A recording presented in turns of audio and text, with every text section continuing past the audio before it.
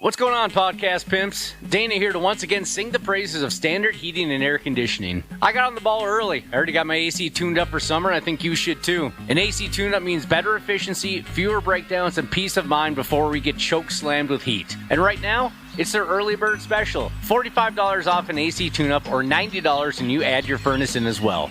Smart folks like me don't wait for the first 80-degree day. We plan ahead. Book by May 25th and check it off your list at standardheating.com. Providing the comfort you deserve since 1930. The 93X Half-Ass Morning Show. 93.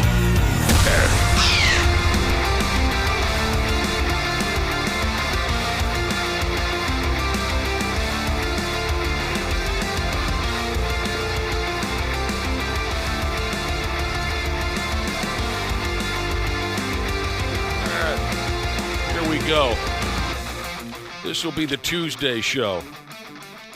It'll officially go into the books as the Tuesday, April 28th, 20 and 26th edition of the Half-Ass Morning Show. Welcome, folks. And before we go too far with this year program, you ought to know.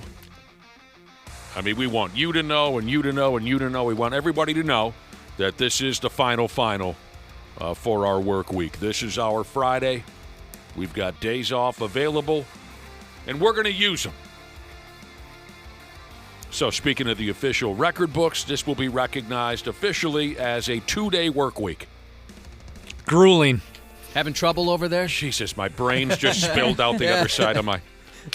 That was loud. 2-day work week, and there's nothing finer. Unless you count a 1-day work week or a no-day work week, and I suppose the only thing finer than that is to be out of a job completely. So Which take is care a real of fear around here, I'll tell you what. A real fear. Oh, since when? Since, I don't know, day one 30 years ago all the way up to today? Pretty much, yeah. So take care of yourselves while we're gone, and hopefully we'll be heard from again. We love you. The 9 a.m. 93X commercial-free blitz with Lindsay is next. Oh, no. Goodbye. We got some time to hang with our friends. No. We're going to be here for a while. Dana, I can tell, is already on vacation mode. He didn't give us any heads up that we're about to go in the air. All of us panicked over here. I'm like, is that the show intro we're hearing right now? Yeah, me too. Time kind of got away from me there. Yeah, I could see you were lounged back and you jumped as soon as you heard that. As soon as I heard I thought that was a promo that was playing. I'm like, oh no, that's the open. I usually like to go through my pump-up playlist so I know I'm ready to go. I didn't have time to even press play. Yeah, Josh usually plays Eye of the Tiger and does some shadow boxing a couple minutes before the show starts. I do the shadow boxing, but it's actually the Coldplay catalog. I go through the whole thing. Are you distracted, Dana? Do you have too much going on? Ashley and Josh were telling me off air that you've got an event you're hosting coming up this weekend. Yeah, the Mall of America on Saturday. It's a pretty cool deal. WWE is going to be in town. They're promoting SummerSlam. You know, now that the WrestleMania is over, it's officially the build-up to SummerSlam, which is going to be at the new Metrodome in August. I keep forgetting that they're putting that show on at the new Metrodome. So this is just to show up and promote it. They're not really doing No, they're not wrestling or anything. It's Sweet. It's going to be a cool thing. LA Knight and Maxine Dupree are going to be there. They're going to be wandering around the Mall of America for a while, just surprising fans with tickets to SummerSlam, which is pretty neat.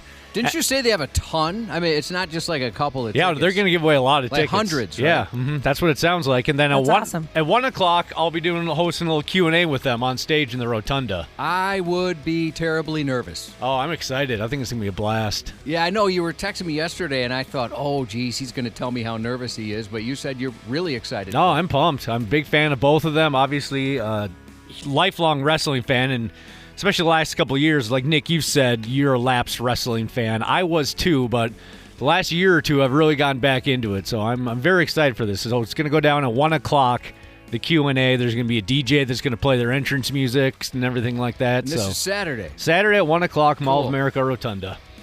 Yeah, you were telling us some storylines. We had the opportunity to talk to The Miz yesterday from the WWE, and you were talking about some storylines with he and another WWE superstar, Danhausen, which sounds hilarious. It's the stuff I used to love hearing Nick talk about back in the day when he'd come in and tell me what happened the previous night. So Danhausen, he's got the vampire type makeup, and he's very evil, very nice, and he curses people.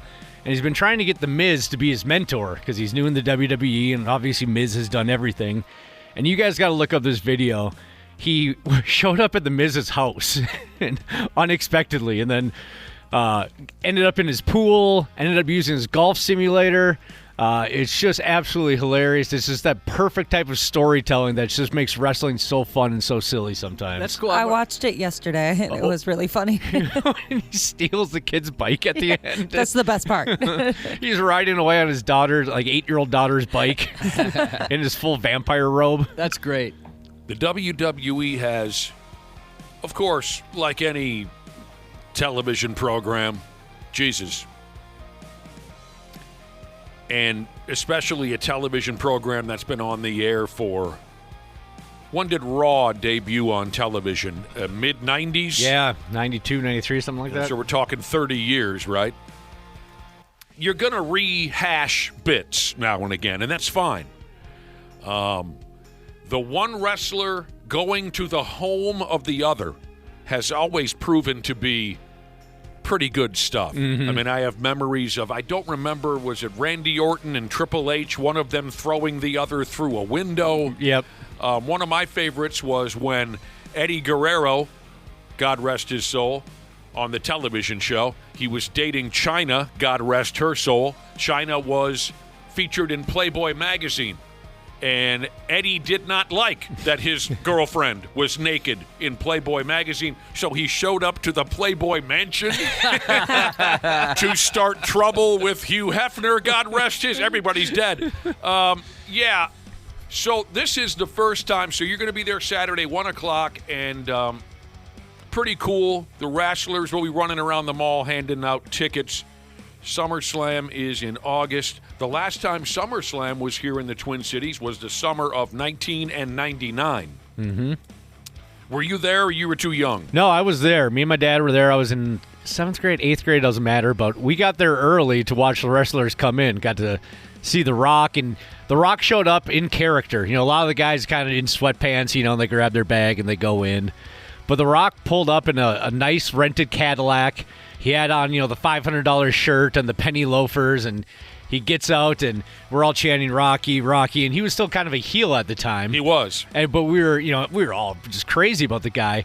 And he goes to his trunk to get his bag, and we're all standing, chanting his name. He stands there motionless for a second, and then just turns around and gives the eyebrow to us, and we all the pop was insane. The people's eyebrow? The people's eyebrow. Oh, that's awesome. He knew what he was doing. Right.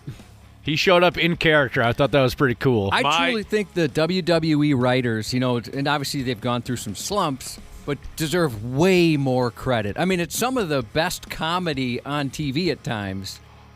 Television wrestling has been underrated for years and years and years for their writing abilities, specifically, I think, their comedic writing abilities. I mean, a lady gave birth to a hand. Right. That's awesome. Oh, they've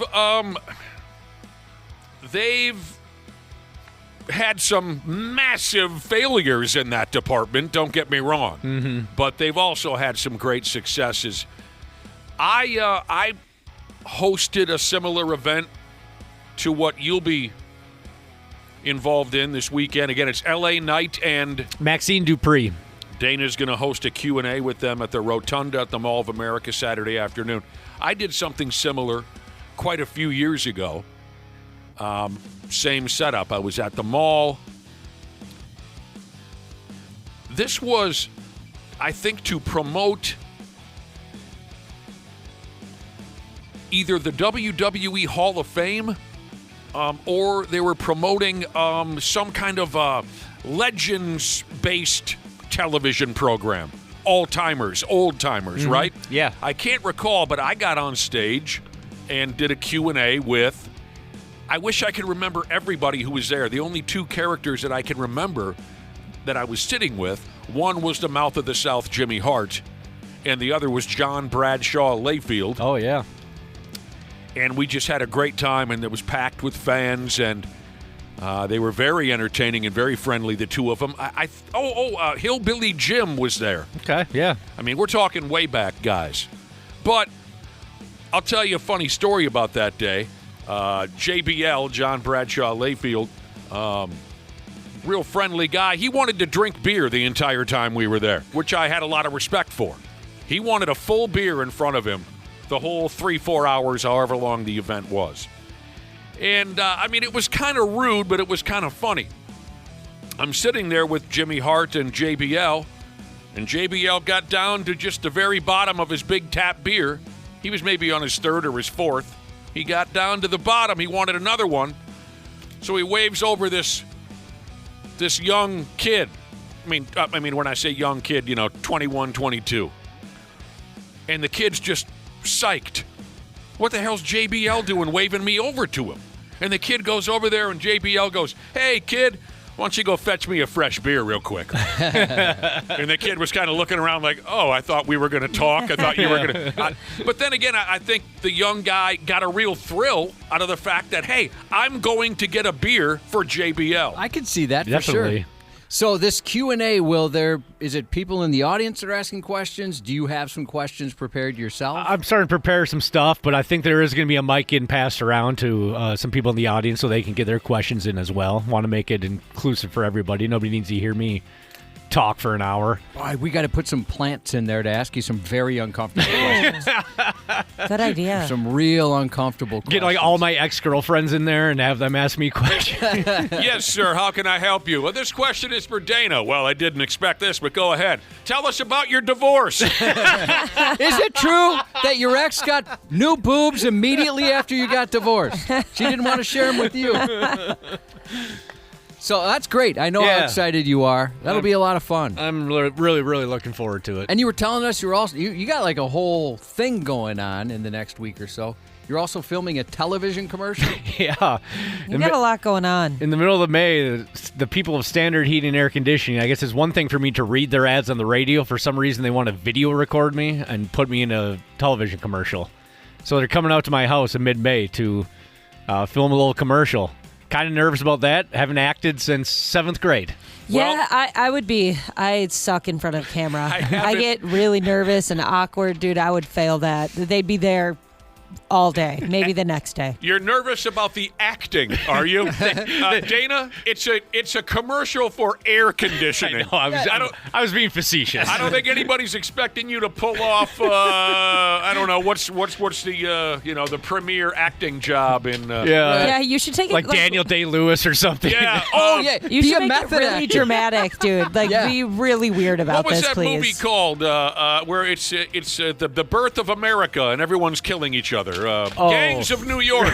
They're not expecting Dana to be Daniel Day-Lewis in Gangs of New York. Yeah, you got to be a method actor. I do. I need to make a list of demands and Absolutely. stuff. And I stay in character the whole time. I don't even act like myself. I'm glad you told us because you do this weird thing where all of a sudden somebody will send me a video and go, "Did you know Dana was interviewed on TV yesterday?" And I had no idea. Oh, yeah. No clue. Yeah, I was pretty surprised when I read that. I was like, oh, yay, he gave us a heads up about something cool. I usually just don't think you guys care. Well, of course we do. Oh, yeah. I sat and watched that way too long interview a couple weeks back. Oh, sure, yeah. Well, that one for sure, I thought the subject matter I knew you guys wouldn't give a crap about. No, it was interesting that you didn't tell us. That was the most interesting thing Oh. about it. I almost gave my life to television many years ago. I was part of a bad... Well, I always say a bad local sports television show, but I actually really liked the show, and I liked who I was doing it with. Just unfortunately, the boss was a whack bag and was totally unprepared for anything. The first thing he was unprepared for was paying anybody. That's a very important part. It was a total disaster. The show was called On the Carpet. I mean, again, I had a good time. We really all had a good time. But it didn't last very long because the boss was out of his friggin' mind and couldn't afford to pay. I was one of only 2 people who got paid. The rest all sat there going, wait a minute, what? Anyway, I did something live at the hockey rink before a Wild game. It was me and Clay Matvick, and maybe Mike Greenlay was his name, who at the time was doing color commentary for the Pigs on television. We did some kind of a comedy bit live. I mean, a lot of what I did was taped, but this was live. Do you have any medical conditions, Dana? Not that I know of. Okay, good. I have this irregular heartbeat and accelerated heartbeat issue I've been dealing with since I was 20 years old. Lately, it's been kind of a friggin' disaster, to be honest, just on a side note. But here I am, readying myself, my first appearance on live television. Now, how many people watched the Wild pregame show? Probably not many, but that was what I was doing that evening. I didn't feel particularly nervous. I really didn't. But seconds before we went live, my heart rate went from normal to racetrack NHRA top fuel dragster speed. That was the issue that I had at the time. I've been lucky lately with the accelerated beat. I don't really have that problem anymore, but during these days, I did. Usually it would take something like I would jump out of my chair a little too quick and it would go off, right? Okay. But in this case, boom, seconds before we go live, it just flew. And I thought, you got to be kidding me. I really want to do this live thing. What do? Do I pull the producer aside and say, I can't do this last second because my heart rate is... I went through with it anyway. And it's like an adrenaline rush times 10. So there I was on stage. Well, I mean, I guess it was sort of sitting at a booth like they do on the pregame shows and whatnot, sitting with the Clayboy and Mike Greenlay, and I am visibly trembling. Oh, my God, dude. Because of the adrenaline rush. I got through the bit. I thought I handled it quite well, and as soon as they said, Clay Matvick was the lead announcer, and he said, we'll be right back after this, and they go to commercial, and Clay said, did you smoke rock before? And I said, no, dude. I said, take my pulse. I went straight to the medical room or whatever at the XL Energy Center and laid down on a table, and they took my pulse, and they said, Jesus balls, what the... So I'm just saying, things can happen that are out of your control. Do you guys know that we did a radio or a television commercial once when we first became a morning show, and it was pretty stupid. Oh, it was terrible. No way. Is there any way that's online somewhere? Yeah. I have no idea. I hope not. I need to see that. No, you don't. It was so embarrassing. Well, so rock radio from back. Sure. We even said at the time, this is dumb. But, we didn't. They just made us do stuff. And no, you guys are hard rockers. Our idea is you're getting arrested.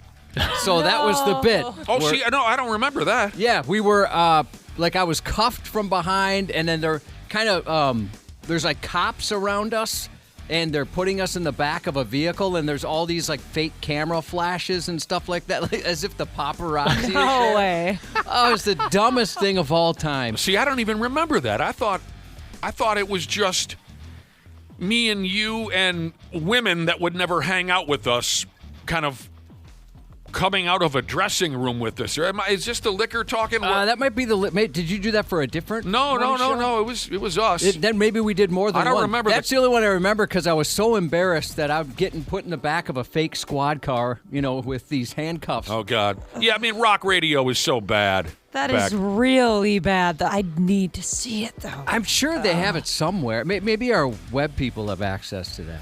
I mean, that was the vibe all over the building, all that cliche, we're drunk and we're out of control, and God, don't even try to control these guys.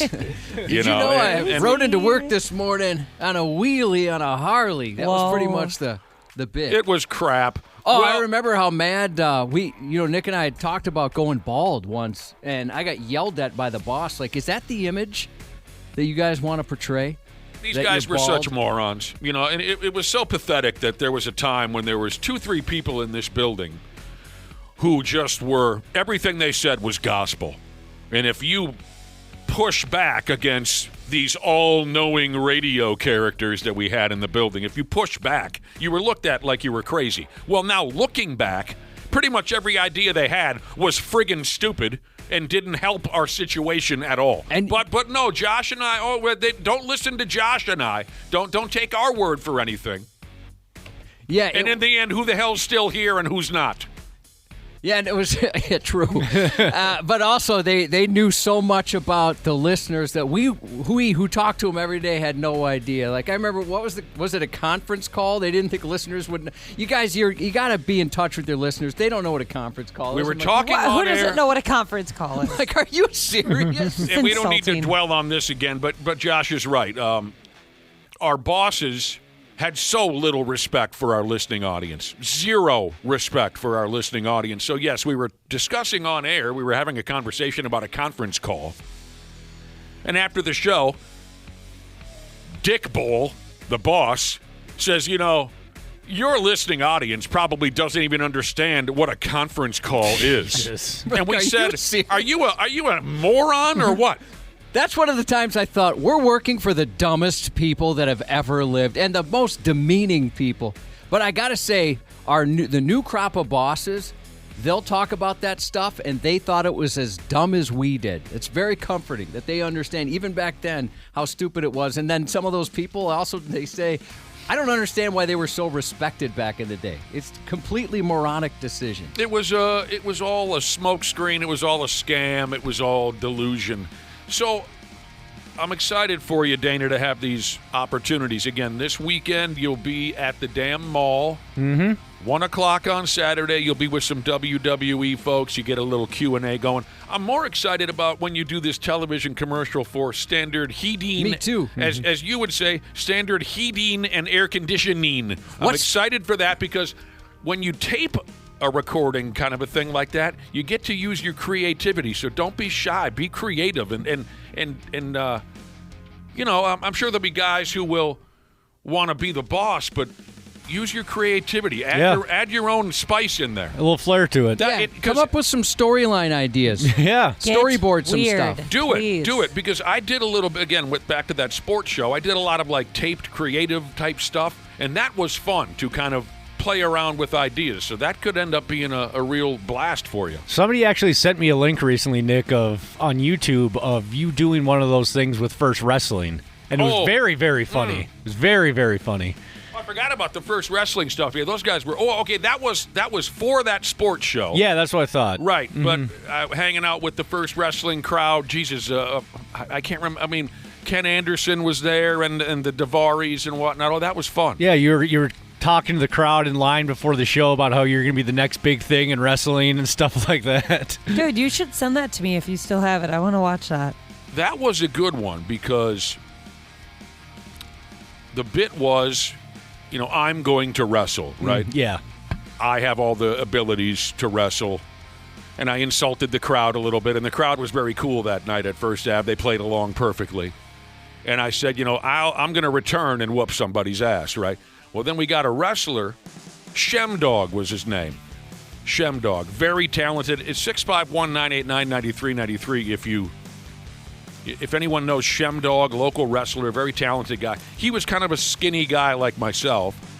So it was supposed to be me that re-entered the ring to wrestle, but it was Shemdog with a mask over his face, right? A luchador mask. And, of course, he does whoop ass, and it was supposed to be me. But it all worked out very well thanks to those characters. I mean, those guys were great. Josh, someone remembers you and I doing a commercial for Best Buy where we were playing guitars? Oh, yeah, I sent that text. I'm sorry? Yeah, I was responding to a different text. Right, where you had that endorsement with Best Buy when they had the musical instrument store. Yeah, I thought you were also in those ads. I don't know how much I was in them. I filmed them and, edited them. So that was mostly my role. It was your endorsement, but you met this and we're getting lessons from this incredible local guitar player, Stoney. Oh, That's yeah. what I went by. That guy, so talented. Honestly, he could play anything. That bit was supposed to go on and on and on and on, but I couldn't. The whole bit was this Stoney guy was going to slowly but surely teach me to play the guitar, and we would send out a new video every 3-4 days of my improvement. And I have zero abilities for the guitar. So after a while, I just had to say, hey, this bit is over. I can't. I just couldn't do it. I've gotten as far as I can go. Yeah, if you know Stoney, let him know we say hi. He was a really cool dude, and like I said, super. And I saw him playing. It was a grand opening of one of the stores, I think, and he was out front playing, like just noodling around, and it was awesome. Super, super talented. Oh, sure. I got a guitar for my birthday in the pandemic. I had all the time on my hands. I was laid off, and I'm like, I'm going to teach myself to play the guitar. And it went about as well as you guys can probably imagine in your head right now. Where's that guitar now? I gave it back to the person that gave it to me. my ex-wife, she bought it from her brother. Brother's a big musician, and it was a guitar he loved, but he wanted to pass it along. And then when we separated, I go, just give this back to your brother. It's just going to sit in my closet. He'll get better use out of it, or give it to somebody who will actually play it. I've tried. I can't do it. I've tried many times. There's something about. There's a certain level of Josh. Is the word dexterity in your fingers? That's a good word. There's a certain level of dexterity that you have to have in your fingers in order to play lick one on a guitar, and I don't have it. I should have known that'd be terrible with the real guitar, because in college when Guitar Hero was hot, I was even terrible at that. That's so different, though. Is it? Yeah, Okay. That's really different. And it's kind of seemed like people who were musicians had trouble with that. Oh, because really? of how different it is. So I don't think that has anything to do with it. Okay. There's so much good stuff on YouTube now, and there's actually people have whole websites dedicated to learning guitar. I think it's probably easier than ever. I want to give another shout out. There's this guy, I watch his YouTube videos, local guy, Matt Wheeler Guitar. I've seen him do some stuff like at Vikings games and stuff like that. He plays all the music I love. Super talented. He gives lessons. If I had more time, I'd love to take lessons from the guy. So if you're looking for something, Matt Wheeler Guitar, check him out. Do you have any acting? There's a word. Ambitions, Ashley? Do you have any ambitions to act? No, not at all. Let's try you out real quick. Okay, give me happy. Okay, sad. Well, that's pretty good. It's kind of nice seeing someone who can that's good. seeing someone who could be happy around here. You don't see a lot of I'm smiles. usually very happy. Yeah, that's great. I'm much more familiar with your sad face. I am. Yeah. Well, it's not your fault. It's just being here overall. Look at that. She's good. A little pout. She can hold her sad face without cracking a. Yeah, but my eyes, I don't have sad eyes right now. It's always That the takes a eyes. while. It's like a doll's eyes. She has lifeless eyes. All right, you dirty bastards. Don't screw it up, Dana. Although, actually, do screw it up so we have something to talk about when we get back from vacation. Right, Yeah, yeah, I that'd be guess that would be the pretty cool. silver lining if I do completely just pooch it. Go viral. Make the sacrifice. Again, Dana. the taped commercial you'll do with Standard Heating and Air Conditioning, they won't let you look too bad. No, yeah, Because exactly. they're editing it. But the live gimmick this weekend at the mall, always potential for disaster. We were joking around about maybe someone in the audience, instead of asking a wrestler a question, they asked Dana a question. I can see someone raising their hand. Dana, yes, sir. I have a question for Dana. Well, I didn't expect this, because what's a push pop? Would you send them some links? I'd send them links. That'll be fun. And as Josh and I have said a few times here lately, I don't care who you are and what you got to say about it. Cubby and I love the Mall of America. I do. Me too. Awesome there. Oh, you guys feel the same way. They have yeah. so many food choices. That's the best. You're right. Yeah, the options are just unlimited. I live just a minute or two away. My wife and I find each other in there. We'll go a couple times a month. Even sometimes just to go walk around and check things out and maybe grab a beer and a bite. I miss living over there because of that reason, like being so close to the Mall of America. I didn't even think about that until I went to look it up for the first time, and it was like 10 minutes away. It's like, oh my gosh, I'm going to be here all the time. I didn't go for very long. I don't even really know why. I mean, maybe for a while it had the reputation of being pretty dangerous. Oh, And so when I first started, certainly went. We talked about how that fourth floor was hopping. yeah. That got so popular. Then I Sounds didn't go fun. for a while, and then for whatever reason went back, and now I love it. it's the only positive thing about the South Metro. Everyone knows the South Metro blows. It's the only positive thing about the Hopefully you were listening last week. Turkey Butt McGee recommends, Dana, when you're looking for an idea for that commercial, pull out a watermelon and we'll know what's about to happen. You told us last week you had a buddy who humped a watermelon. He sure did. Dude, you should strategically place a watermelon Just somewhere. have it in the back. Yeah. Well, I think it's mostly going to be filled in the backyard by the air conditioning unit, so it makes sense to have a watermelon on like our outdoor table. Please do that. Are you going to clean up out there, make sure the lawn's mowed, pull dandelions, things like that for the video? Yeah, his wife will make sure that looks nice. Well, no, actually, as soon as this, I found out I was doing this, my wife hired some landscapers to come improve our yard. Oh, is that why you did the landscaping? Yeah, well, we were probably going to do it anyway, but as soon as we found out that our backyard is going to be on full display on camera, she immediately hired some landscapers. Ah, that's funny. You got to clean up the house. Okay, we'll get going here. If you missed the open to today's show, we're letting everybody know. You, the guy behind you, your buddy at work, everybody needs to know. Today is our final. We got some days off, and by God, we're going to up and use them. Hopefully, you can get over the heartbreak. By God. When we return, we'll tackle the stupid news report. You're a terrific crowd, and we'll be back in a few minutes on the Half-Assed Morning Show. The 93X Half-Assed Morning Show. What's going on, podcast pimps? Dana here to once again sing the praises of standard heating and air conditioning. I got on the ball early. I already got my AC tuned up for summer, and I think you should too. An AC tune-up means better efficiency, fewer breakdowns, and peace of mind before we get choke slammed with heat. And right now, it's their early bird special. $45 off an AC tune-up or $90 and you add your furnace in as well. Smart folks like me don't wait for the first 80-degree day. We plan ahead. Book by May 25th and check it off your list at standardheating.com. Providing the comfort you deserve since 1930. Years of hard work, and now you've got pain in your back, your shoulders, your knees, maybe your joints. You need help. Randy Shaver here with the answer. Dave Bialke. He's got over 30 years experience in getting workers' compensation benefits for people just like you. Don't suffer. Call Bialke Law today. 763-571-2410 or go to bialkelaw.com. That's BIALKE law.com. And it spells relief for you. Stupid news on the Half-Assed Morning Show.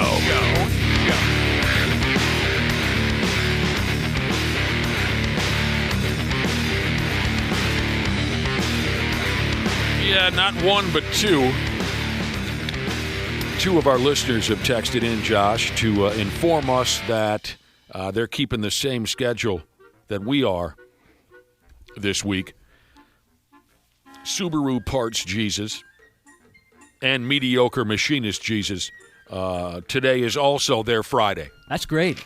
We've always wanted to sync it up between the brother and sisterhood and us. If there's some way we could work that out where the vacation is timed out perfectly. We're not the only ones where today is our Friday, and a couple of you too. So wonderful. Get some. The stupid news report. Oh, this is a little silly here. Silly. Terribly violent, too. Awful behavior, poor planning, all of these things come into play. From a town called Sanford, North Carolina.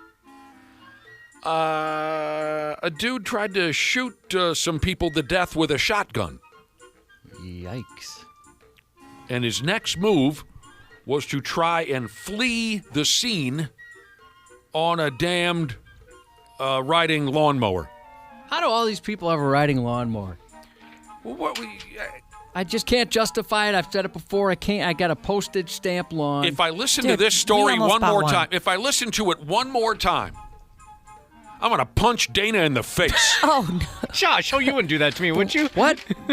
Talk about how I want to have a riding lawnmower. Get yourself a lawnmower. You obviously want a riding lawnmower. Who cares how big your yard is? End of conversation. But if I get one, I want Here we go again. Dana, get over here. Yeah, do I need to come in that studio? At least your face. Okay.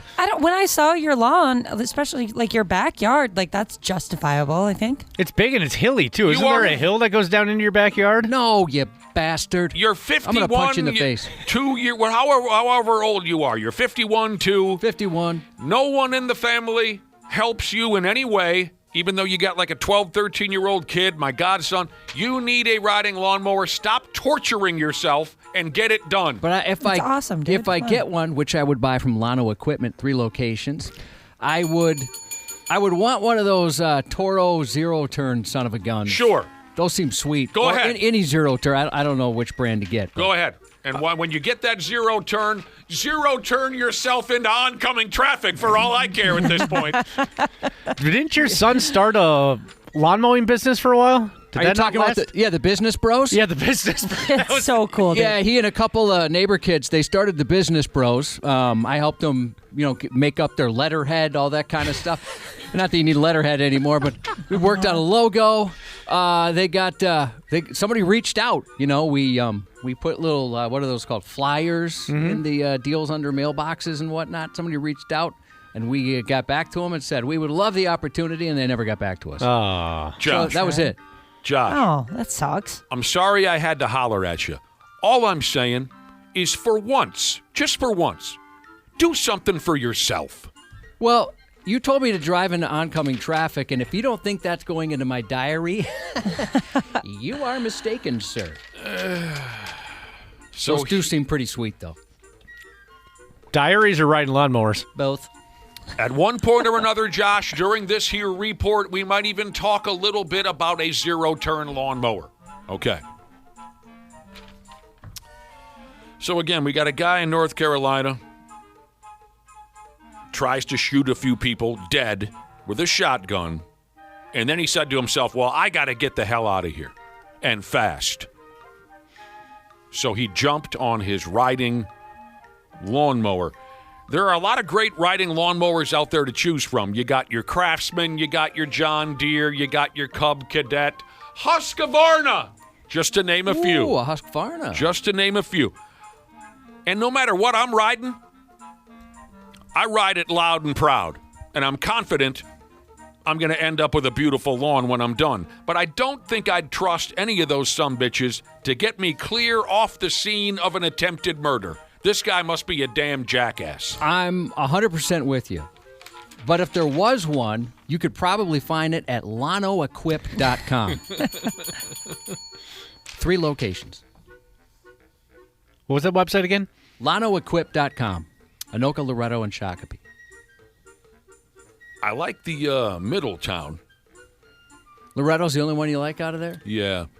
If this guy thought his riding lawnmower was his go-to vehicle for a slick getaway, he must be bat-ass crazy in his mugshot. The guy, he sure looks like a numbskull. Oh, that's for sure. He was arrested. His name is Woodrow. All right, that's pretty cool. Cool name, stupid person, unfortunately. Great name, Woodrow. Some bitch is 62 years old. So it all started when this lawnmower guy, Woodrow, he went into somebody's house and he upped and fired a shotgun at them. I don't know why. Didn't kill anybody.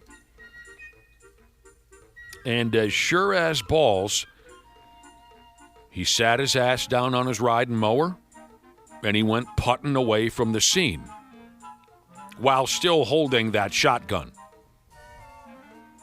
Probably could have made an effort and ditched the weapon, but no, there he was on the and he's still holding the shotgun. Eventually, Woodrow ditched his mower, Summers, and he went off hiding in the woods. Cops found him jacking off in the woods or something. What's more weird? I don't know. Jacking off, like, let's say, in a parking lot somewhere or in the woods. For whatever reason, woods seems more like this person's more dangerous. Well, in the woods, I mean, nobody's seeing you there. I'd like to think that you're alone. Is that the scenario you're painting? That Probably. I mean, you might run into a jogger. Well, then it's much weirder to whack off in a parking lot. Yeah. I don't know. It just says something strange. You never run after the woods all by yourself just to jack off? Never once even thought about it. I hate the outdoors. I'm glad. I've never thought about doing it in a parking lot either. I'm surprised you never ran off to the woods to jack off. When you grew up, there was always 17 people in the house. Oh, you can. When you're motivated, you can find a place. Oh my God! But I lived in the city. There's no woods around us. That's a good point. You got a bicycle, don't you? You couldn't find any woods. Well, I grew up in Minneapolis. I'd probably have to bike for a while to find some woods. We had all kinds of woods in my neighborhood. I could jack off in 20 different. Missed opportunity. Attempted murder, assault with a deadly weapon. Oh, what else did they charge Woodrow with here? Attempted murder, assault with a deadly weapon with intent to kill, discharging a firearm into an occupied property, possession of a firearm by a felon, simple assault. That's what Woodrow is up against now. The dumb bastard. Oof. I'm just going to assume that Woodrow doesn't have a driver's license or a car. Or a job. That's probably a very good guess. His lawnmower is all he's got left. It's his best friend. It's just me. That's what he says to his Husqvarna. It's just me and you now, pal. Okay. Thank you. A 952er here says, jacking it in woods, that's called a timber tug. Oh, my God. I wonder if that's like when they write up a police report. Yeah. Caught a guy doing a timber tug. Somebody cranks in the woods so much he comes up with a nickname for it. Thanks for the podcast title. I appreciate it. Oh, yeah. Perfect. Oh, wow. That's excellent. I'll tell you this. I'll tell you that. What do I have next? Oh, this is more lawnmower related humor. You know the routine here. This is the ha-ha, we're funny kids, let's do something hilarious and record it and put it on social media to show everyone how epic we are. It's that old bit. It's everywheres. We're funny, let's do this. We're crazy, put it on social media. Down there in the South, a couple of smart-mouth virgin teenagers were arrested. Because they drove a riding lawnmower smooth into their neighborhood Target store. Well, one of them was driving the mower, the other was recording it. All right. One of them goes by the name of Yannick. The other is... Let's have some fun with this. It's the name of a Star Wars character. Go ahead. Han. No, it's not Han. One of the kids' names was Yannick. The Darth other, Vader. It's not Darth Vader. These are all good guesses. The other kid's name was... Obi-Wan Kenobi. His name was not Obi-Wan Kenobi. Chewbacca. Not Chewbacca. CP3O. Not Yoda? C-3PO, not Yoda. It's a Star Wars character. Jar Jar Binks? Think of like a big time... The kid's name is not Jar Jar. Like one of the main guy. By the way, I'm cool milking this for as long as you want. Oh, all right then. What's the A tall lot of people. The tall kid with the long black hair? What was his name? Oh, Kylo Ren. It's not Kylo. Not Kylo Ren? Although that doesn't sound that far off from today's kids' names. Oh, duh. Right? All right, I'll play along. Princess Leia. It's Princess Leia. Not Leia. No, not Leia. No. Grand Moff Tarkin. So the first name would be Grand or Moff? Grand. No, the kid's name isn't Grand. Grand.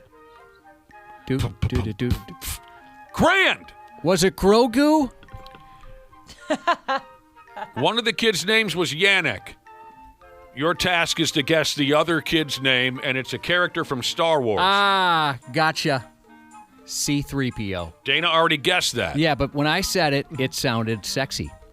Padme Amidala. Nope. Poe Dameron. It's not Padme. It's not Poe Gannon. Count Dooku. Nope. Moss Windu. Listeners are guessing Boba Fett. Spock. No, the kid's name isn't Spock. Yeah, Spock is different. God, can you tell this is an F-off day for us or what? No, people are texting in, and we already said Yoda. Don't text in Yoda. We already said Yoda. It's not Captain Kirk. Darth Maul? No. I'm out of character. Bob or Doug McKenzie? The kid's name is Luke. Oh, I forgot about him. Are you serious? I said it's like the main guy. Easily forgettable character. When I was a kid, I thought he was so cool, though. But now as an adult, he's just a whiny bitch. Totally agree. Yep. I think we were talking about this not too long ago. What the hell's the matter with you? I noticed that when I saw episode 1 when I was 7 that Luke was a whiny bitch. Well, I was like 2, but I thought... You didn't go to the movie theater when you were 2. No, I didn't go. They performed it for me live. Oh. I thought the same thing. Luke's the coolest. I want to be Luke. Until I was an adult and I watched it, I thought, that guy sucks. And nobody it would wants suck to be Luke. around him. And the last name Skywalker is just cool. It is You guys must not have as solid a bitch meter as I have. I guess my not. bitch You're more meter, of a pessimist. it went off immediately when I saw Luke. That was 1977. All right. Probably some of you out there saying, okay, what the hell's happening? What happened in this story? I'll start over again. 2 teenage virgins, one named Yannick, one named Luke. They rode a riding lawnmower into their Target store so they could become famous on social media. One of them's on the lawnmower, the other one's chasing him around with a video camera. Oh, you know what's cute also about Yannick and Luke? If you look at their mug shots, you'll notice that they both have the exact same haircut. Yeah, that's the thing. Oh, my son and all his friends, they have the exact same haircut. A couple guys changed it up recently. They did the Eminem dyed hair thing, a couple of his buddies, but the rest of them have the exact same look. All the kids in your son, more importantly, my godson's friend group, they all have the same hairdo? Yep, and it's very similar to what these guys have. By the way, I can only imagine how loud that must have been inside the Target store when a lawnmower comes. Oh, yeah, I didn't even think of that. Here you go, Josh. So annoying. The kid was driving one of those quicker-than-piss, zero-turn pigs. He kind of sucked at it, by the way. He did. He didn't seem to have a lot of experience behind the wheel. For starters, he cracked into the front door at Target. He did some damage to the door. But once he got inside, he cut loose with a couple of laps inside the building. And this wasn't the only idiotic bit these two little bastards were involved in. It says here, the night before the Target lawnmower gimmick, one of them walked into a Culver's restaurant and blasted a leaf blower in everybody's face. So someone needs to get these kids a piece of ass pretty soon before somebody gets hurt. Yeah, I don't know how much trouble you can get in, but, I mean, they might be doing this in Orange, working on some freeway, grass next to the freeway there for a while. We got kicked out of Walmart when we were in middle school for riding our Razor scooters through the store, and we thought we were pretty hilarious. At least they weren't making any noise. Right. These guys probably think we're bitches. You think of Razor scooters cool? Yeah, I mean, it's get kinda- a lawnmower. They committed to the bit. You know, one guy's wearing overalls and no shirt. And That's what I hate about it. oh, really? Yeah. Is he wearing overalls? Well, I don't know. How do you describe that hat? It's so silly. It's a straw hat. Straw sun hat looking thing. So the two little J-Brones went off to jail for a little while. They'll be headed to court next. You want to know some Star Wars facts from our brilliant listening audience? Yeah, of Sure, course. yeah. Luke Skywalker's original last name was supposed to be Luke Star Killer, but they watered it down for the movie. That's according to CFH bass player Jesus. That was probably good. Dana's last name is Star Effer. Or maybe that's just kind of what people call him. You're right. We were talking about the wrestler Danhausen earlier, and somebody texted and said, if I was a wrestler, my name would be Dickhausen. I thought that was pretty funny. Yeah, that's great. Another listener says that George Lucas, was he the guy who came up with Star Wars? That's right.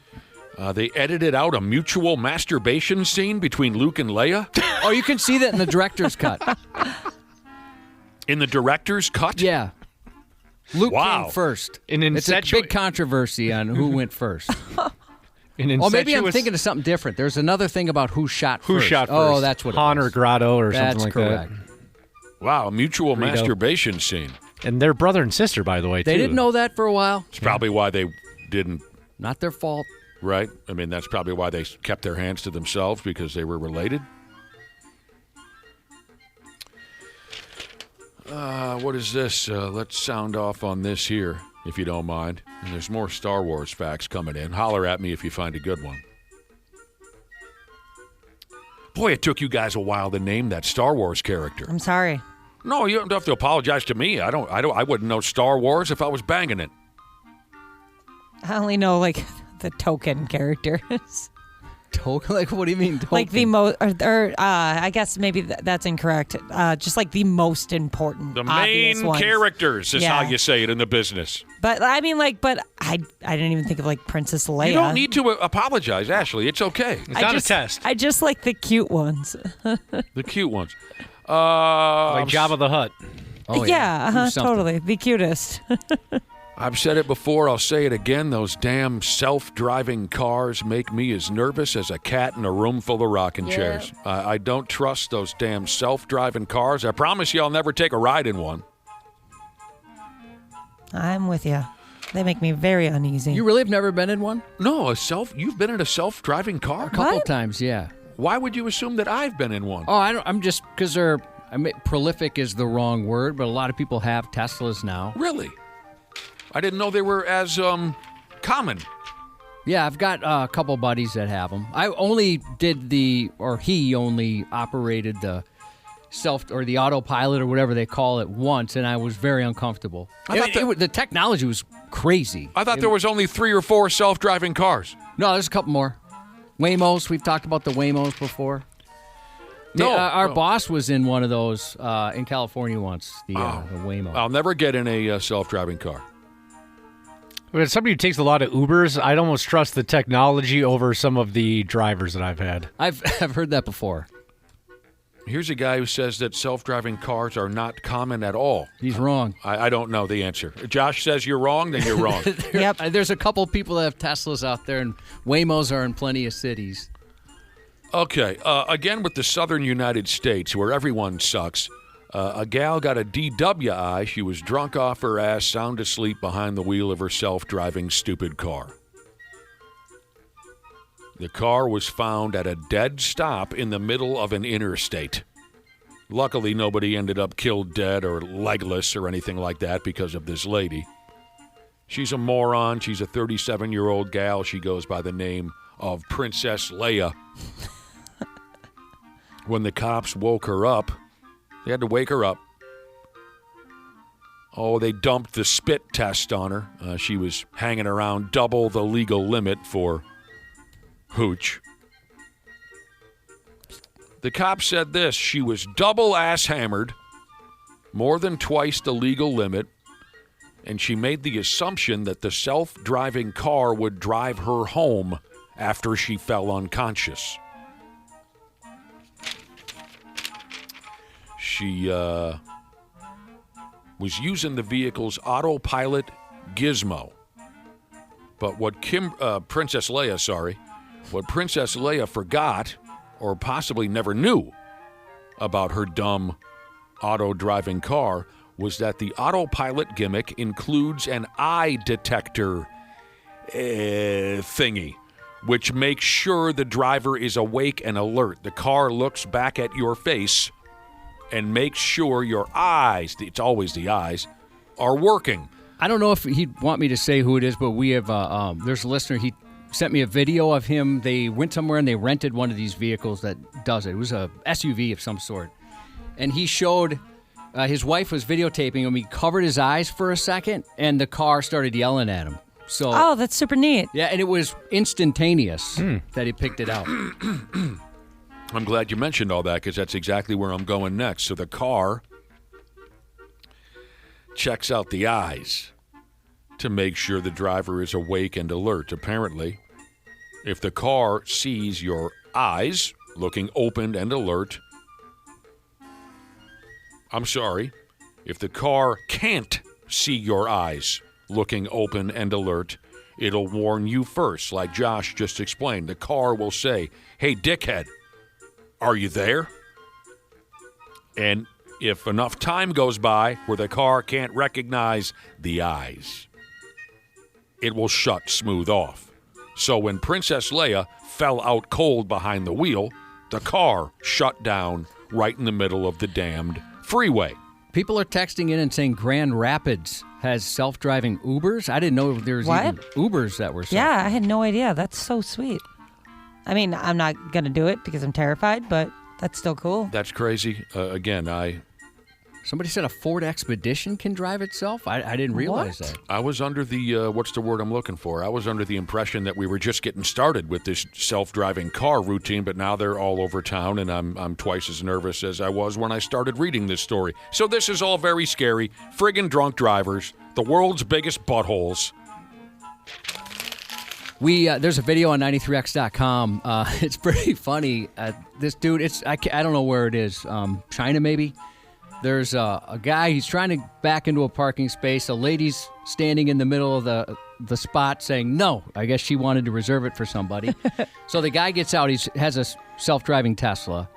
He gets out and kind of tricks her into walking away so they could talk.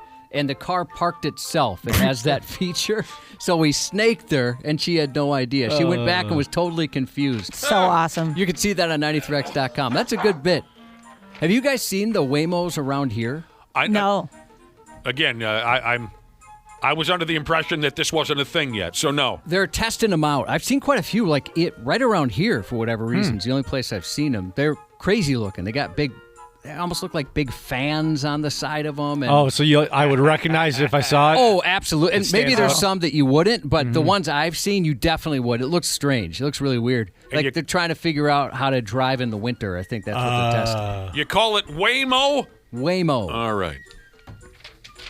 Way more scary than a regular car. Oh. Waymo. What do we got here?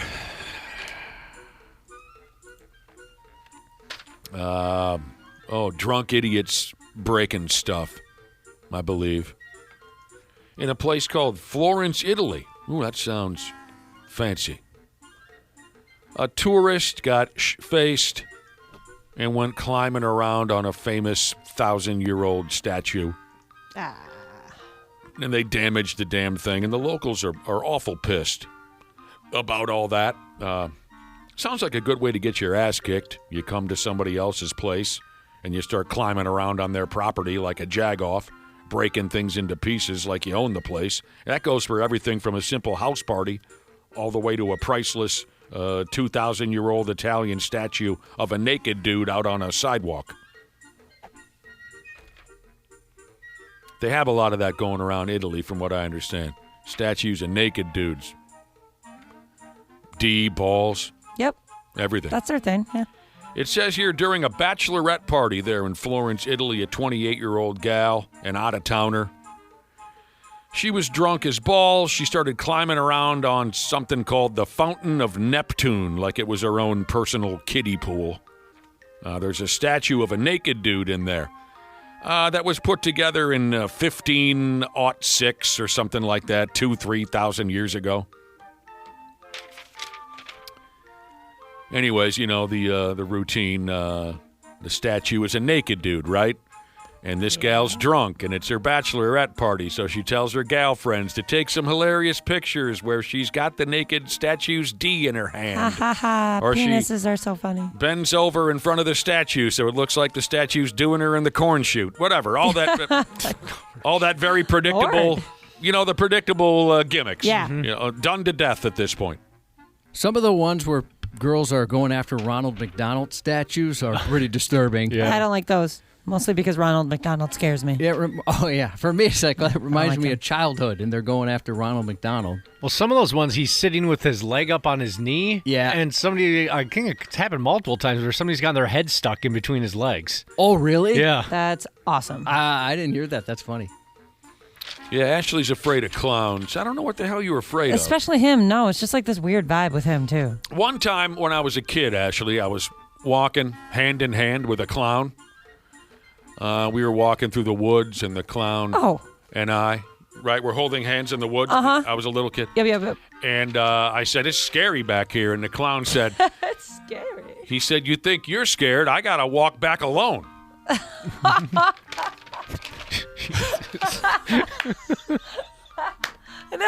That's great. Yeah.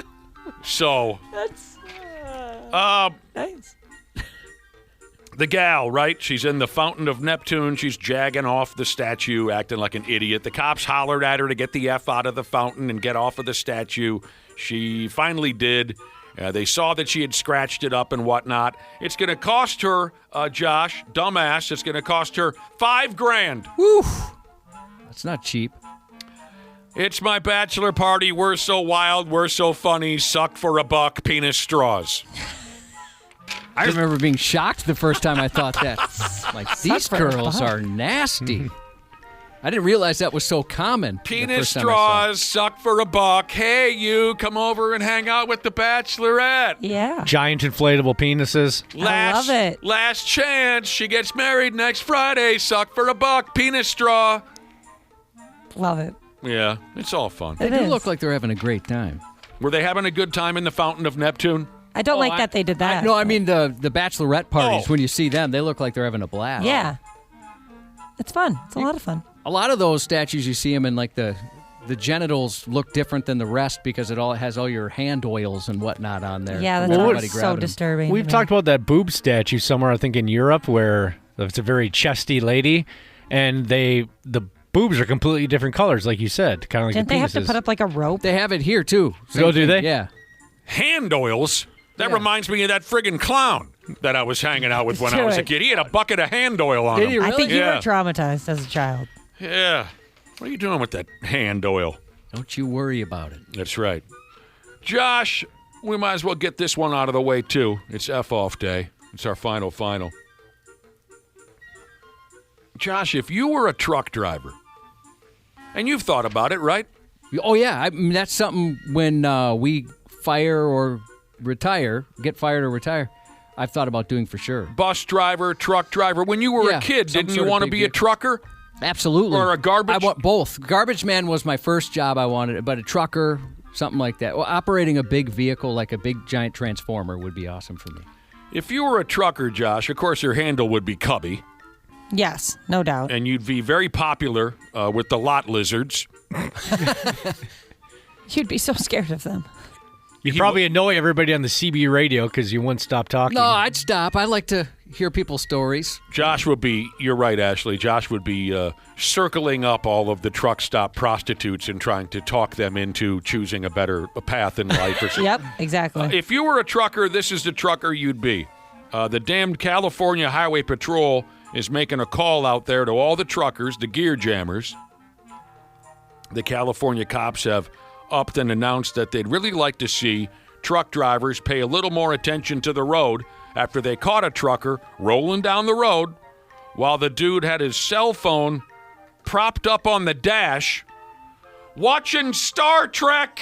I guess at least he's not watching porn.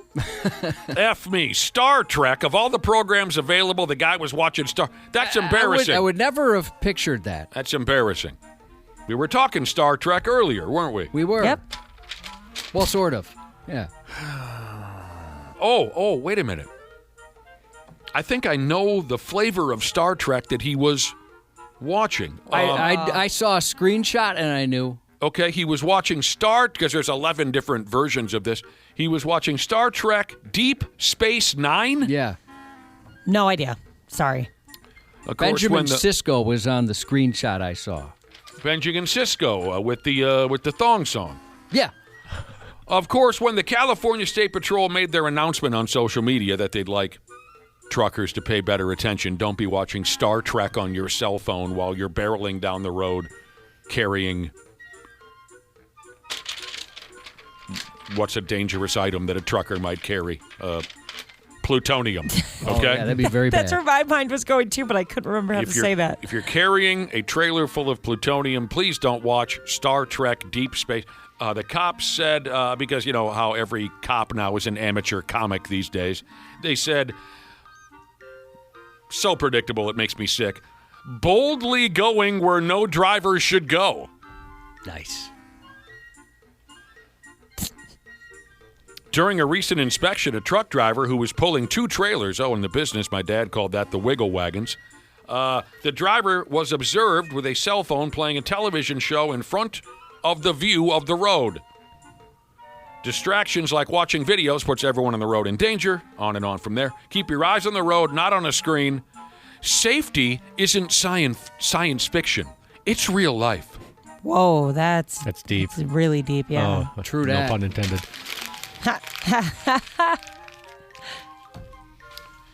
I've Deep never watched Space Nine. Yes, Jeff. never watched a show while driving, but I've listened to shows before. I've listened to shows before, yeah.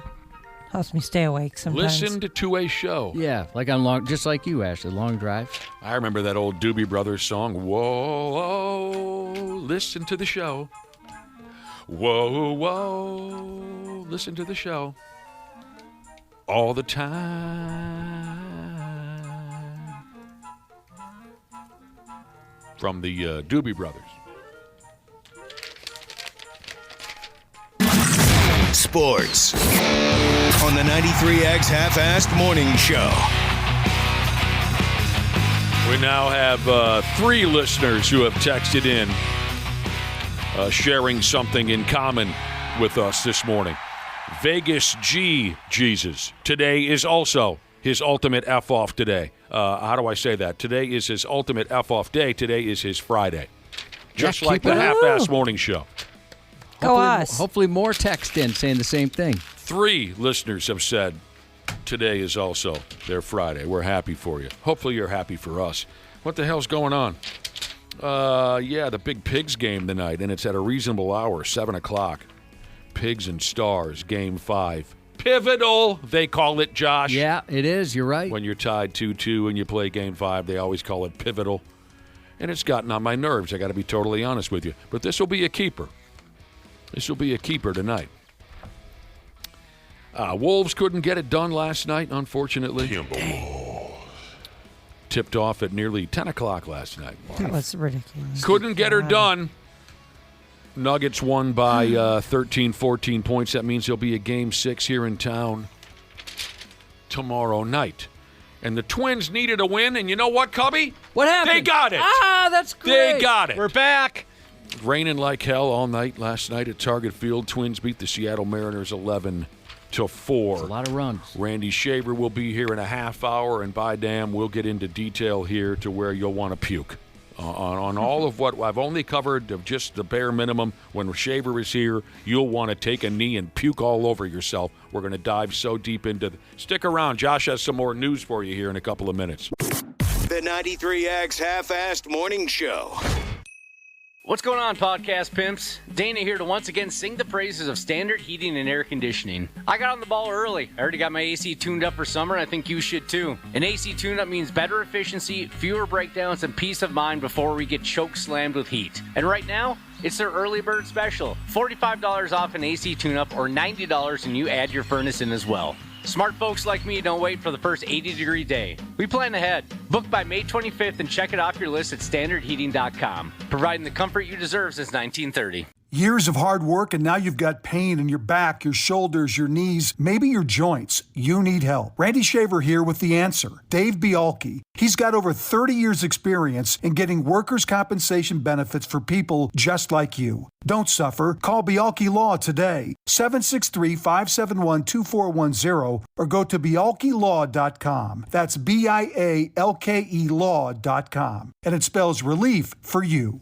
Hi, I'm Joe Saul-Sehy, host of the Stacking Benjamins podcast. You know what? A lot of us get taxes wrong. Filing your taxes is basically data entry. There's been this trend of people going, oh, it's so cool to file my taxes in August. It's so awesome. Don't worry, I have an extension. It'll be fine. I totally do it later. Stop. Do your friggin' taxes now. That was a really good fashion voice. Did you like it? You do that Okay, more good. frequently, please? Yes, every show from now on will be like that. Stacking Benjamins. Follow and listen on your favorite platform. Half-Assed Morning Show.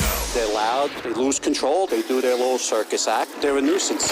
93X. Larry County 911, what's going on there? Our stuntman here hit my husband with a cane, and then he threw my phone at my head. My head's bleeding. My husband's arm is bleeding, and his head is bleeding. A Florida man who ditched family values for full contact combat is now trying to juggle criminal charges with a run for governor.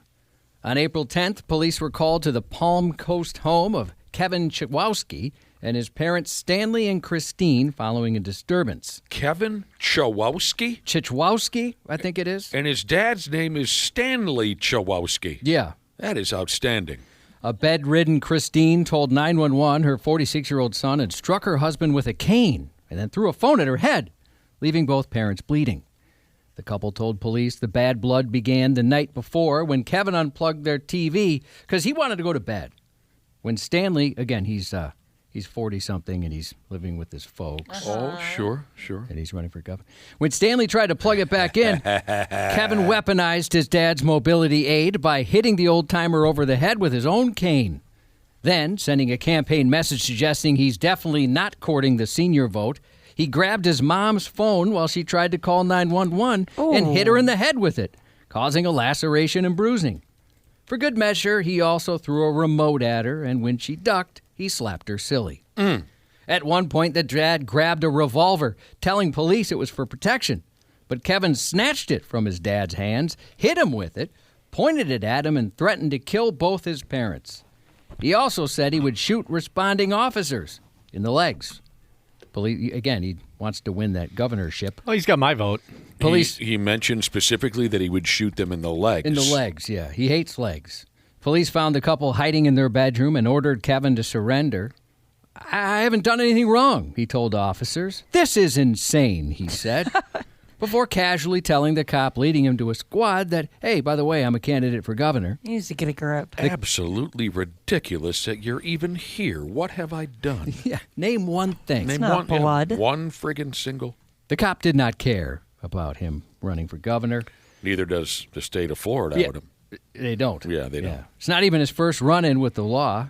In 2024, Kevin, who previously campaigned for mayor in 2021, was arrested for kidnapping and domestic battery by strangulation against his wife. By strangulation? I guess that's what got him living back with mom and dad, huh? Probably, yeah. Well, this guy is something. Well, this woman sounds like a blast to live with. A deranged Long Island woman is staring up to 25 years behind bars after hurling a homemade dynamite stick at her sleeping boyfriend, leaving him maimed when it exploded in his hand as he tried to get rid of it. It's pretty cool that she could do that, I guess. Throw some dynamite? Make dynamite like that? You said homemade? If he's sleeping, why kill him with a stick of dynamite? To up the cool factor, I guess. It's pretty cool. 35-year-old Kiana Waddle was found guilty Friday in the shocking March 2024 attack, which erupted after the couple got into a heated explosive argument. You could just stab him in the chest or something. Why? That's so blasé. The guy's sound asleep. After their fight, both left the victim's apartment, but he later returned and went to sleep. The victim believed he was alone in his apartment and went to bed. He wasn't alone. No, moments later, she crept back and hurled the explosive into his room. While he was asleep, he was awoken by a hissing sound and saw fire in his bedroom. Fire in the bedroom. When he went to the source of the flames, he discovered a lit stick of dynamite and attempted to extinguish it. When he was unable to snuff the fuse, he picked up the dynamite so he could throw it out the window. However, he didn't move quickly enough, and the explosive detonated while it was still in his hand. How's his hand doing? It's gone. Is it gone? Yeah. They're still looking for it over space. Gravely injured, he stumbled into the driveway screaming for help just in time to see his ex fleeing the scene. Jesus, she sucks at this. Yeah, she's not very good. It's like something Dr. Evil would come up with. Okay, my enemy is sound asleep. What we will do is secretly place a stick of dynamite with a 30-minute fuse next to his bed. I've never been around a stick of dynamite, but I didn't know the fuse was so loud. And then she sticks around, and the dude gets a look at her as he's crawling out the house, bleeding to death. Yeah, she waited for it to explode. Yeah, she wanted to do that thing in the movies where you slowly walk away from an explosion. Oh, yeah, that's always sick looking. Yeah, unfortunately, there's no video of it, but I bet she did. Eventually, I will become a much more efficient killer than this lady. In the months before the blast, she had repeatedly threatened to use dynamite against her then boyfriend, but of course he never believed she'd actually follow through. The victim underwent surgery to remove his mangled hand and part of his arm. Further investigation of the incident revealed she had threatened the victim several times over several months. She was arrested the day after that explosion. Sounds to me like she was a big fan of dynamite, and she was bound and determined to use it in one way or another for evil purposes. A serial spitter who's been terrorizing women for years at 2 Brooklyn subway stations is putting commuters on edge and raising alarms among local lawmakers. Subway riders have filed multiple complaints with the NYPD, describing harassment and being spat upon. While dozens of posts on the community's Reddit page chronicle encounters with the elusive, seemingly well-hydrated 7th Avenue spitter, they call him, he continues to lurk in the stations despite years of complaints and buckets of ballistic saliva. Relieved the man's not nicknamed the 7th Avenue Creamer, only launching spit instead of population paste, one Reddit user... Creamer? Dude, I hated that so much. It is the worst, isn't it? Population paste? That's another word, yes. On Reddit, a user wrote, "The spitter just spat on my wife's head," adding he's waiting for women to walk by and spitting on them as they go down the stairs. For some residents, the frustrations become personal. One local said that he spent much of the past year raising the issue with neighbors, police, and city officials after his own wife was targeted last spring. "I've pushed every single button I could push," the man said. The NYPD confirmed several spit-related incidents at the 2 stations in February, underscoring that the problem is ongoing. The biggest areas of danger in the snag zone are 2 specific blocks, Block 1 and Block 2, where he may spit on that thing. Oh, Josh. Regular commuters say the suspect appears calculated in his behavior. Oh, when you've lost Ashley. I know. And I knew that was going to happen. Well, not the Ashley part, but I figured that would enrage at least a couple coworkers. A worker who frequents the 15th Street station said he's heard repeated accounts about the 7th Avenue spitter, noting a pattern in who gets targeted, often women, children, or, quote, somebody decrepit, the worker said. He knows what he's doing, and it's a cowardly thing to do, he said. In a statement, the NYPD said officers will continue patrolling the stations as complaints persist. So if this guy's just some low-life derelict who hangs around the street spitting in people's faces, why is it they can't get a hold of the prick? I don't know. It was weird. Like, they know who he is, but they were saying it's just barely against certain laws where they could bust him. I thought you could get in trouble for that. Yeah. He's getting by on a technicality. Yeah, I guess so. Huh. I don't understand. I thought if you spit on someone that was especially continuing to do so. Yeah. And he's targeting women and children here. Oh, the women and the children. Yeah. If you're engaging in sinful, intimate activity, it's a good practice to get regular checkups. But according to physician Dr. a.k.a. your Dr. Bestie on TikTok, there might be a new STD hiding in plain sight. While some STDs have no symptoms, she says that this nasty bastard doesn't stay subtle. It shows up as a painful, itchy, inflamed rash that can easily be mistaken for eczema, razor burn, or just irritated skin. And you're especially at risk if your first name begins with A, D, or N. J's are cool, though. Oh, I'm Dr. Andy, board-certified family medicine physician, your Dr. Bestie, and let me break this down really quick. This is called TMVII, and it's basically an aggressive form of ringworm that's now being spread through sexual skin-to-skin contact. And before you tune out, this is not your typical athlete's foot. This can show up as a painful, super itchy, inflamed rash, and it can look like things like razor burn, eczema, psoriasis, or just like irritated skin. Except it's not. We're seeing it on the genitals, inner thighs, butt, and even the face, basically anywhere there's close contact during sex. Your Dr. Bestie goes on to explain the rash can appear in all the various and shameful places you put your privates during a real good rogering. The bigger issue, she claims, is misdiagnosis. People are getting written off and handed ineffective over-the-counter creams while the real problem goes untreated. A lot of these cases are being misdiagnosed, and standard over-the-counter creams aren't always working, which means people are walking around with this for weeks to months thinking it's something else. And treatment, many cases need prescription oral antifungals, not just the creams. In other words, is one of the symptoms to have a very fast and robotic style delivery? I think she sped it up. I was wondering if she did. And I realized as I was playing that back, I could have slowed it down, and I don't know why I never thought of it. I just recorded it as is. Is she playing with us, or is this for real skis? Well, a couple, like the Cleveland Clinic and a couple other clinics checked in and said it is for real skis. Oh, my God. I have eczema. Maybe it's not eczema. You have eczema? Is it in places where privates have been? On the outside of my arm, so no. I don't believe. No. Eczema. Yeah, there shouldn't be any. What? It is gross. Well, I don't have it, actually. I'm really lucky. Wait a minute. I thought you did have it. No, I mean, I don't have like a really bad eczema. It's just like small little patches here and Just there. mini eczema? I think I have mini it's eczema so as well. itchy. So itchy. They say it can have some bad repercussions. Number one, it's gross. But you deserve it, of course, for ignoring the righteous path of abstinence. So here's the takeaway. If you have a rash in that area that isn't going away, especially after close contact, don't just guess, don't just Google it, go get it checked out. Because this one's flying under the radar, and that's exactly how it spreads. Yeah, why didn't I slow that down? Never thought She of it. probably doesn't have many one-night stands, does she?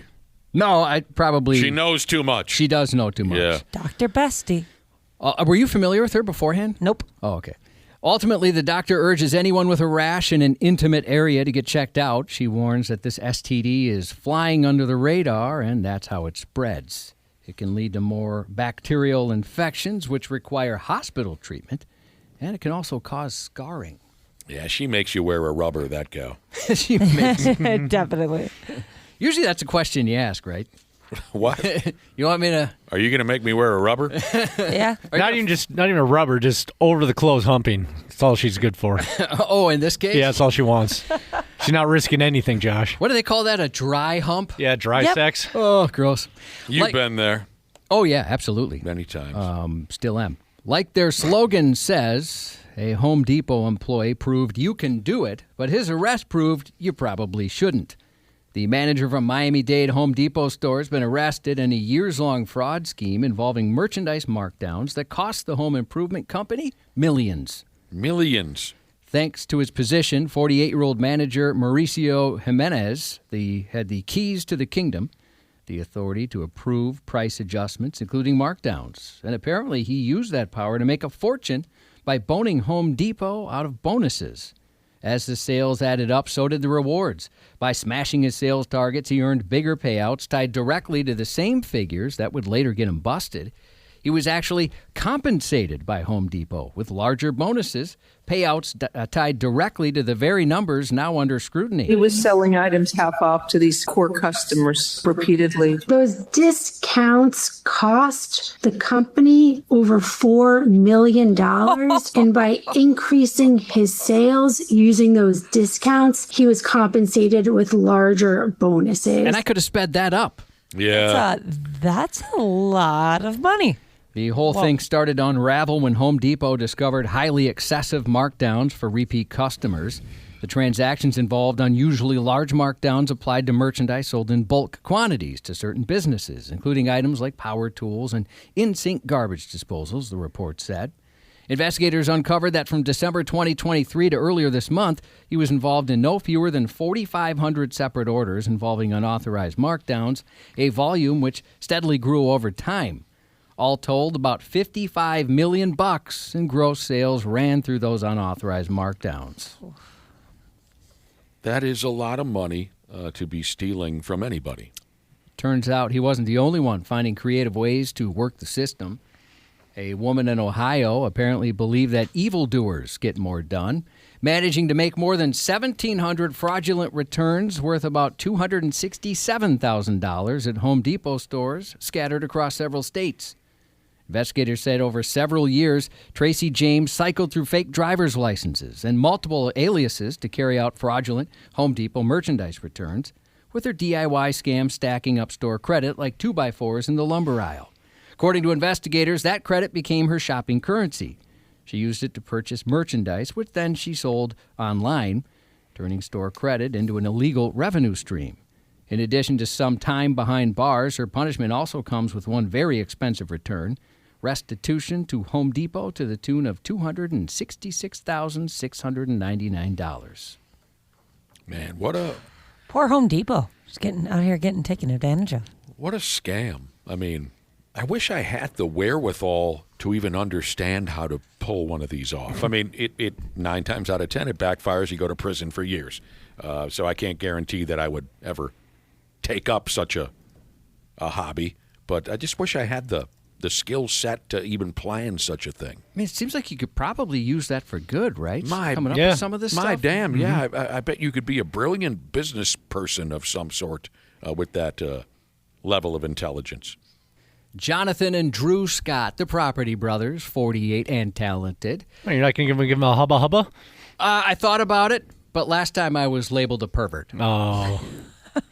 Who's that for again? Doesn't matter. Okay. Millennial Steel Cutter Jesus wants a shout out to Dumbass Welder Jesus. He said it was nice working with you for 10 years and good luck, dickhead, quote unquote. Congratulations to Crypto, Codes Not Currency Jesus, retiring Thursday after over 36 years in the 34th Combat Aviation Brigade, a.k.a. Red Devils.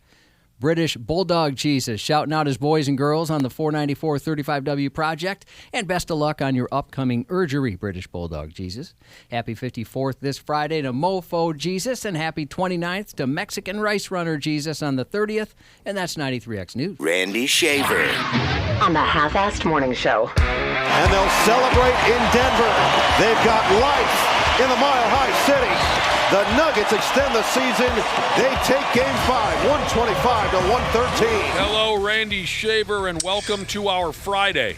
Hello. Hello. Every day's Friday for Randy. That's true. We are off. That is for sure. Yes. We are off the rest of the week, don't you know, after today's program, so you're free to spend your early mornings however you like for the rest of the week. Okay. I'll start planning right now. Well, if you don't mind me asking you something or another about your free time, are you still playing those video games? I do once in a while, yeah. What are you into? Baseball. Okay. Not Madden anymore? I don't play Madden. If I play football, it's the college football game. Oh, yeah, that one's pretty sweet. Yeah. I haven't played Madden in probably 6-7 years. Damn, that's a good stretch of time. The baseball game, tell me about it. What is it? What do they call it? Is it the show? primo? The show. So is this the baseball version of Madden? Do you know what I mean by that? Yeah, I mean, sure. This is the premier baseball video game? Mm-hmm. Okay, yes. Madden is the premier football. MLB The Show. Okay. Yes. Yeah. Yes. I'm uneducated on video games, so I'm sorry if that question was a little sloppy, but I was just wondering if this is the premier game that everybody. So what do you do? Remember the show's the one where a coworker told us how nice Target Field was? Yes. And it was from that game. He had not yet been to Target Field. It was just the way the show. The way it was presented in the video game? Yeah. We were discussing Target Field. And he couldn't wait. He was like, I'm going to be the first guy in there. I can't wait to go. It had probably only been open for a week. So we were talking about, I think I was personally talking about how much I loved it. Love at first sight. I went to the very first Twins game at Target Field. I loved it. Josh was saying how much he loved it. And then this other dude we were sitting around with one day, he said, oh, God, it's beautiful. And we said... we didn't know that you had gone to a game. Oh, he said, no, I haven't gone to a game yet, but I play the show, the video. Yes, right. And we said, well, that's close. You can't say you've been there if you just played it on a video game. True. But you have some idea, yes. Do you create a team? Do you make a lot of trades? Do you stick with Wow, them? what is this curiosity all of a sudden? It's F-off. It's F-off day. Can't we learn a little bit about Randy's personal life? No, I don't create a team. No, I play the players that are listed. So, because back when I used to play, what was it? NHL 94, 95, right? Yeah. The premier. Great game. That was great game. They're still fun to this day. Those are great games. That was what I believe to have been the premier NHL game back in the mid-90s. Was it a Sega system? It was on Sega and Super Nintendo. Yep. Okay. Yep. I would make all the trades and stack my team to ridiculous levels. Yeah, and then, walk away with the cup without maybe even, maybe I don't think I ever lost a game. It's also fun creating yourself in a game and giving yourself ridiculous stats. You beat the living hell out of anyone that comes anywhere near you. I had created myself. I rented a NBA Live 96 or 97, something in that range. I created myself, maxed out the stats. I had to return the game. And then coincidentally enough, a buddy of mine borrowed it and saw that Dana Wessel was on the roster and had just insane stats. It's kind of funny. And called you out for being a douchebag? Yeah, he's like, wait a minute. Oh, well, just curious about how you spend your free time over there at the old folks' home. You're still playing a little bit of video games. We learned recently, right, that that's very helpful to older people. Right, Josh? Yeah, it's good keeps them mentally sharp. Right. Sure. All right, again, I'd like to begin our Timberwolves conversation. I'd like to begin by telling the National Basketball Association to kindly kiss my ass for, again, forcing many of us to miss the most important games of the year because of their selfish scheduling. Sorry, I can't hold back. I have to keep pressing this because it's so friggin' stupid. They tipped off at near 10 o'clock last night, and the Timberwolves couldn't get her done.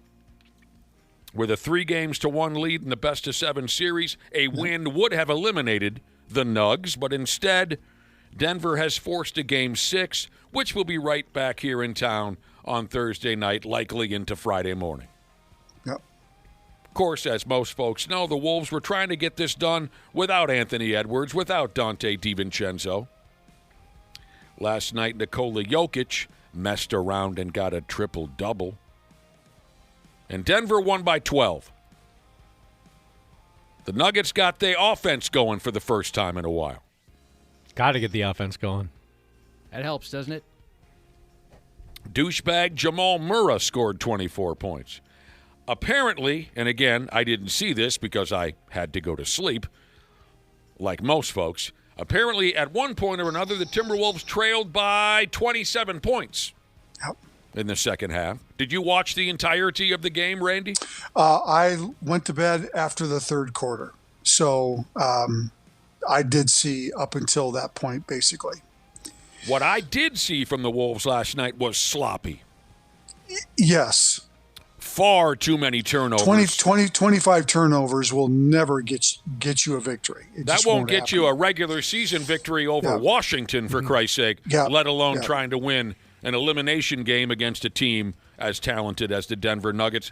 And it's not that they didn't shoot the ball well. They shot over 50%. They shot the three over 40%. I mean, they actually played pretty well offensively in shooting the ball, but they just turned the ball over. I mean, it was just not pretty at all. A lot of possessions went nowhere. Yep. Because of that sloppiness. And Denver's defense deserves credit. In the opening half of the game, I will say that Denver's defense was quite intense last night and created some chaos. As you would expect, though. But as Finchie said after the game, he said, in a lot of ways, we defeated ourselves last night.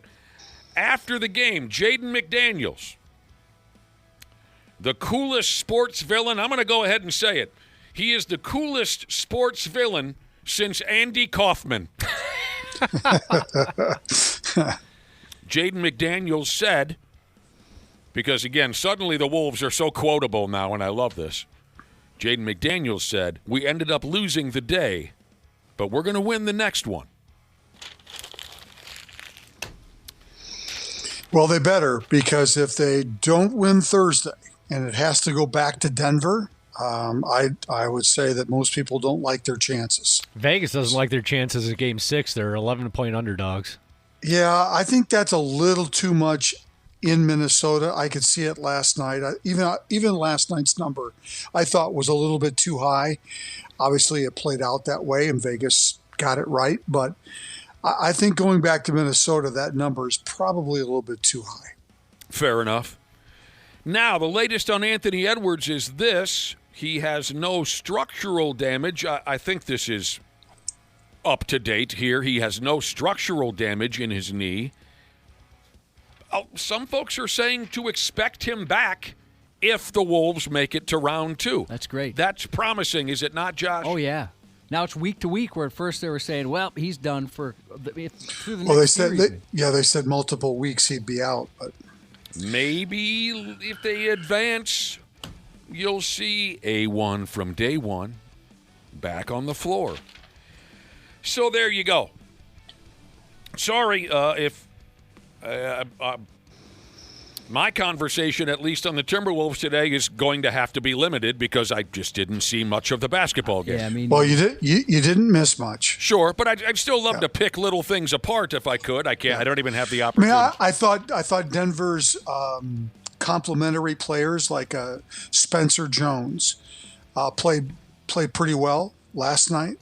I thought their bench, Hardaway, actually had a decent night shooting the ball. Yeah. Tyus Jones gave him 14 pretty good minutes last night, and he wasn't playing at all early on. So, again, I don't think there's any question. This game on Thursday night, the Wolves have to win this game because if it goes back to Denver, I just don't really like their chances of winning that game without Ant and Dante. I hear you. I ain't mad at you. Otherwise, in the NBA last night, the Orlando Magic. Yeah, how about that? They're looking to be one of those 8 seeds that beats a 1 seed. Yeah. They beat Detroit last night, so the Magic lead that series 3-1. And Oklahoma City and Phoenix, it's all over with, Josh. Are you happy with how it turned out? You missed it. You didn't see a minute of the Oklahoma City-Phoenix series. I didn't watch any basketball. And it's already over. Nothing last night. Pardon me? How many games did it go? 4. The minimum. Ooh, a sweep. Just gross. The whole Oklahoma City thing is just so gross. And you're going to see San Antonio win their game tonight, so that series will be done, which means that both top seeds in the West will sit and wait and rest, waiting for their next opponent. Hey, Nick, hates Minnesota Sports Jesus wants a Masters update. Hates Minnesota Sports Jesus wants a Masters update. Well, Randy's the guy for that. It's a travel day today. Yes. Yeah, it's moving day at the Masters.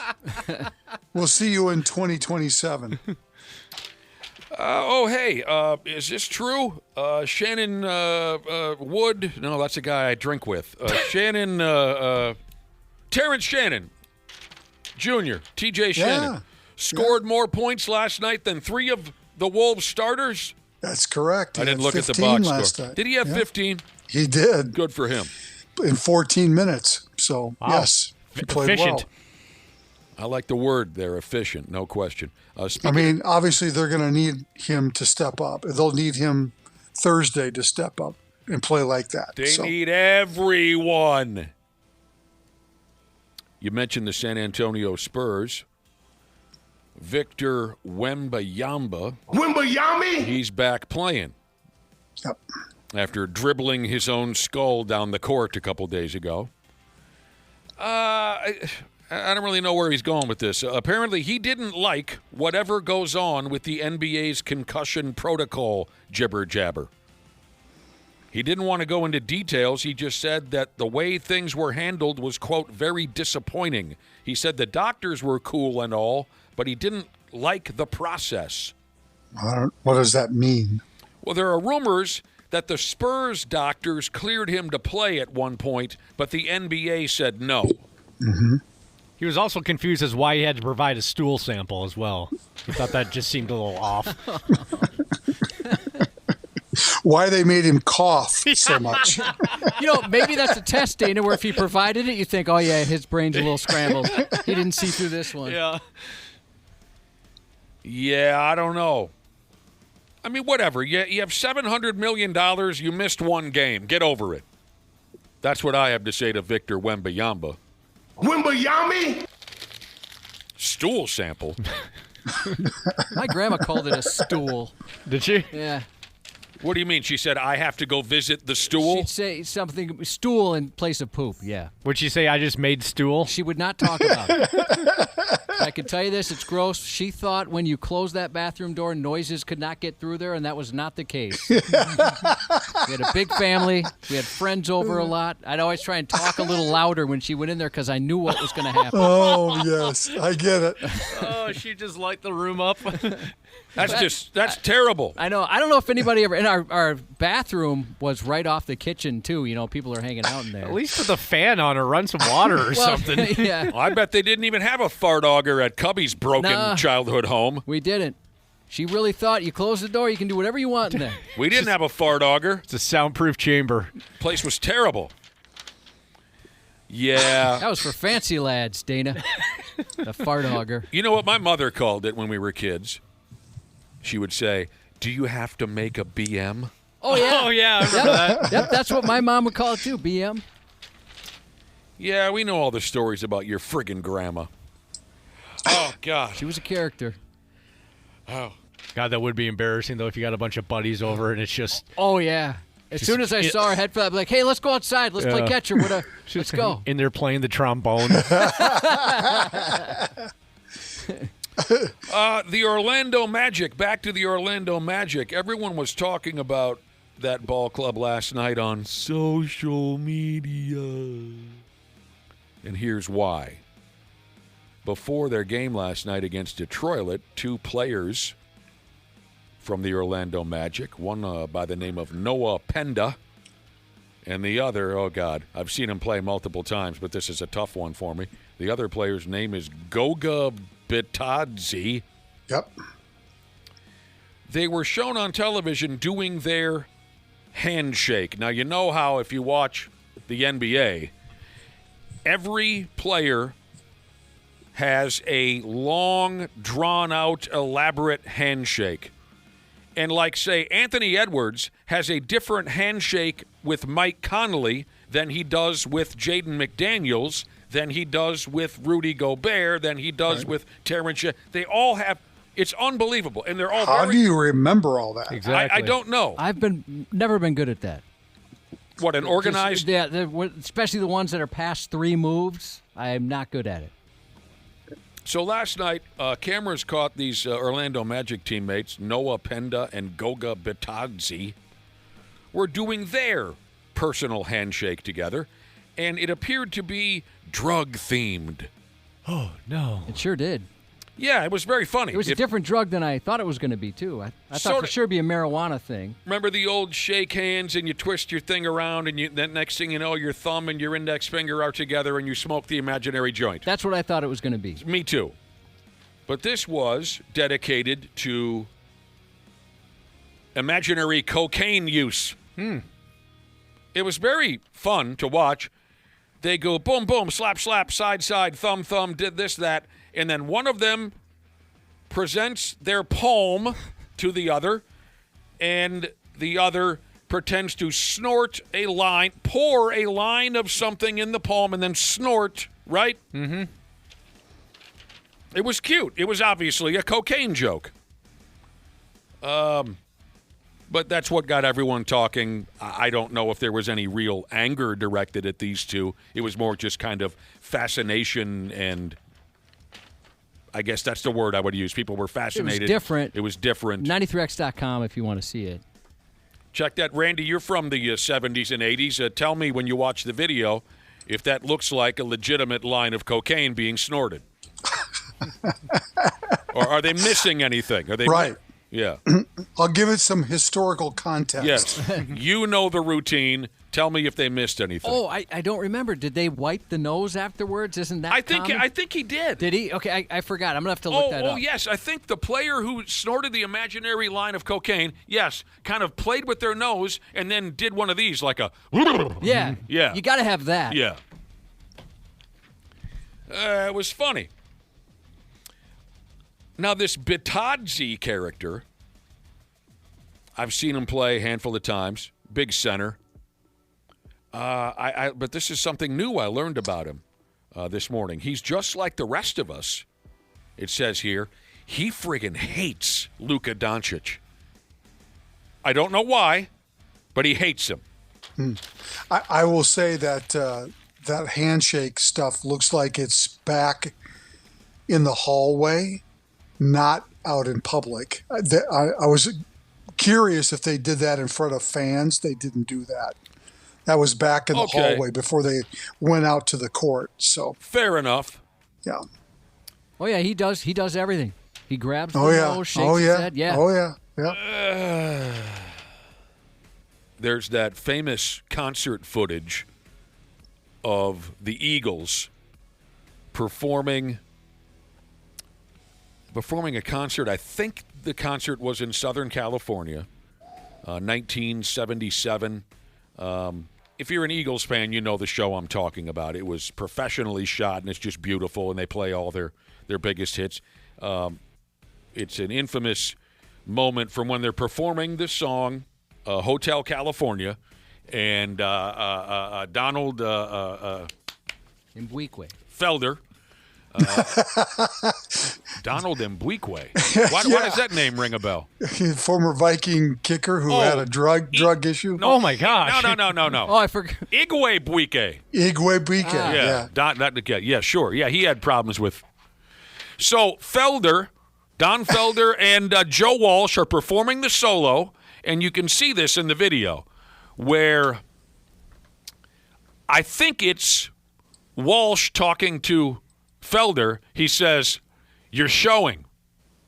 And Felder kind of snorts a little bit, and they both smile. Well, I learned this from hearing stories from the band.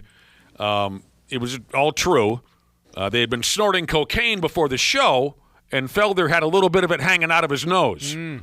So when Joe Walsh said, "Hey, you're showing," it meant you've got cocaine hanging out of your nose, and Felder kind of smiles, and they continue on with the solo.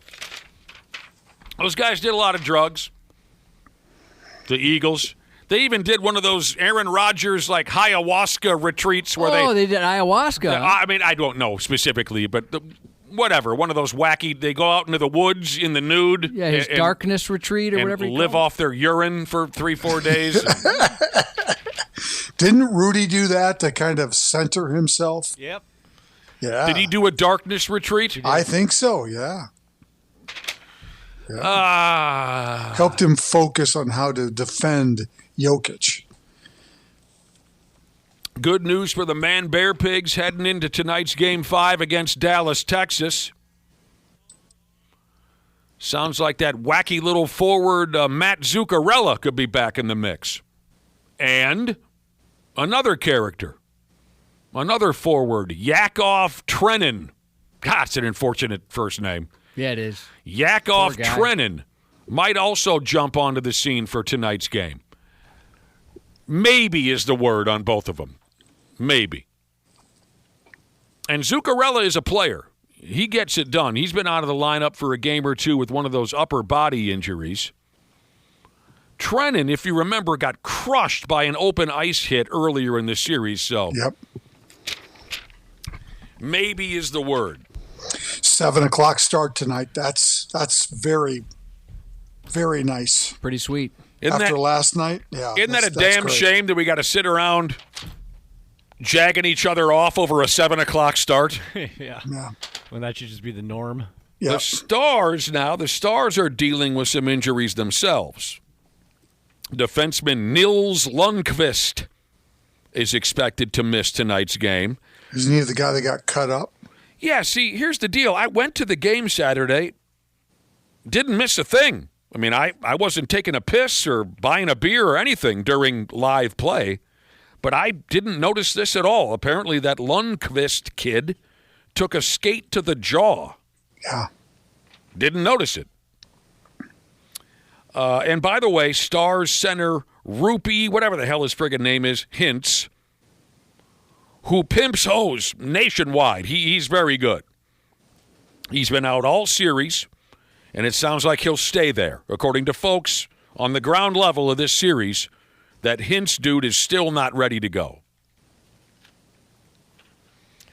And that cut that Lundqvist took to the mug, they called it a deep laceration. Mm-hmm. And again, I didn't even notice. The Stars coach, or whoever he is, the coach said that Lundqvist didn't go to the hospital So I guess maybe the team doctors sewed him up right there at the rink. I don't know. Yeah. If it was that bad, you would have thought they would have. Yeah, I mean, he left the ice pretty quick. They didn't really show a lot of it, but it wasn't like he was laying on the ice, and it was he got off the ice really fast. Okay. Yeah, very lucky that it wasn't. I mean, it was bad enough, but I'm sure it could have been a lot worse.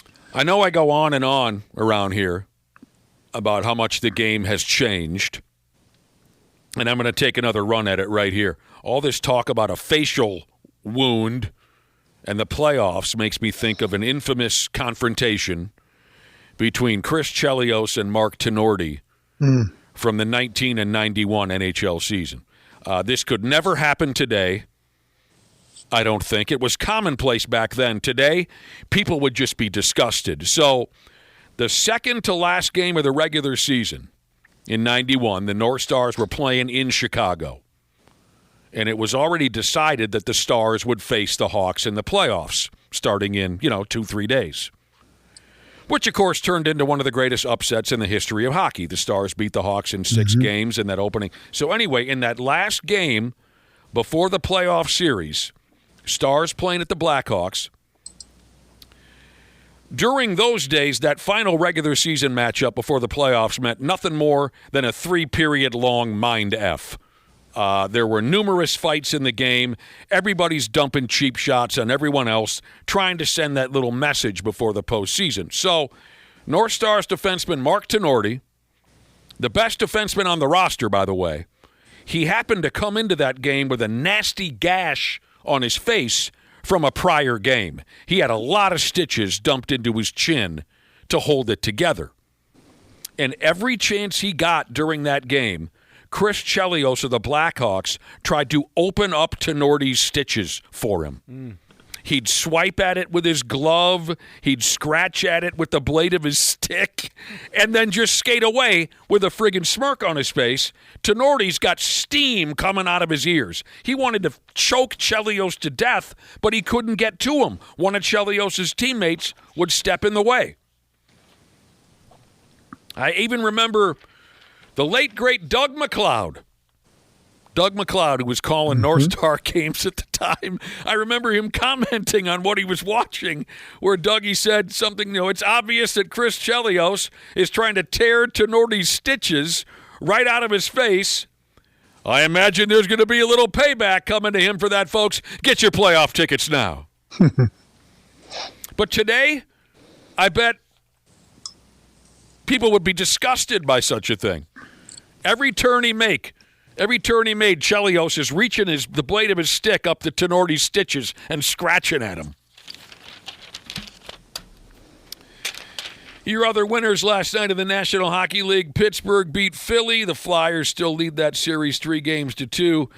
Las Vegas and Utah. That series is tied at 2 games apiece. Can't wait for that. Yeah. Well, you missed it. They're up to Game 5 now, Dana. I thought you were talking about Game 5 was tonight. You've missed it so far, like the rest of us. The Utah-Vegas series. The Twins needed this one. They did. After getting wailed on for the better part of the last week or so, the Twins busted loose with a pile of runs. They beat the Seattle Mariners in the opening game of their 3-game series. The final was 11-4. Damn, Cody Clemens got the rod out, didn't he? 3-run shot. And he walked out of there with 5 runs batted in on the night. Yep. That rookie lefty starter for the Twins, they've run him out there once or twice, a kid by the name of Pre-Lip. He looked good again. He did. And in the process, he earned his first big league win. Only allowed 2 runs, 1 hit. Yeah, 3 walks, but it was a little chilly and rainy last night. 5 strikeouts in 5 innings. Ryan Jeffers also had 2 hits and 2 RBI. It was a nice win on a really kind of rough night to play baseball. So the big dump ass hit a dong for the Mariners. He did. Boy, that was a long way too, man. Dump ass. Cal Raleigh. But by damn, the boys are off to a good start in the series. Yep. Tonight, Joe Ryan starts, and on the other side will be a kid called Logan Gilbert. Great pitching matchup tonight. Yes, yeah, that's a good one. That's a good one. Getting some text messages here. Back to hockey, if you don't mind. Big gut tow truck Jesus. Oh, man. I'm happy you asked, but you might be sorry that you asked this question, Big Gut Tow Truck Jesus. The question is, who was that goalie again that got his neck slashed? Oh, God. We were talking about, the kid from the Stars who got his face opened up by a hockey skate. Right. Clint Malarchuk. Yep. If you have a strong stomach, look up the story of Clint Malarchuk. To this day, it's the most insane thing I've ever seen in my life related to sports. He came seconds away from dying on the ice, from a skate blade to the jugular F-me running vein. Yep. If it's your first time hearing about it, beware of the videos. You won't believe what you're seeing. But Clint Malarchuk was the goaltender, Buffalo Sabres, 1989, in a game against the St. Louis Blues. It was a Vietnam veteran trainer that they had on the bench that saved his life. If that dude, with his skill set, hadn't been there, Clint Malarchuk would have died on the ice. You're welcome, and I'm sorry if you happen to, because you'll feel it when you watch it. You'll feel it. All right, so the folks in charge of the Anaheim Angels ballpark, I think they still just call it Angel Stadium. They had to smooth rope off an entire section of seats there, Randy Shaver, because of what they call here a rodent infestation. Oh. Rodent infestation. Not good. No. It sounds kind of gross when you read about it. Oh. Well, one individual on social media made a cute joke. He said, the Angels' record isn't the only thing off to a disgusting start this season. I don't know. The Angels are 12-17. Jesus, ask the New York Mets or the Philadelphia Phillies. Or the Twins.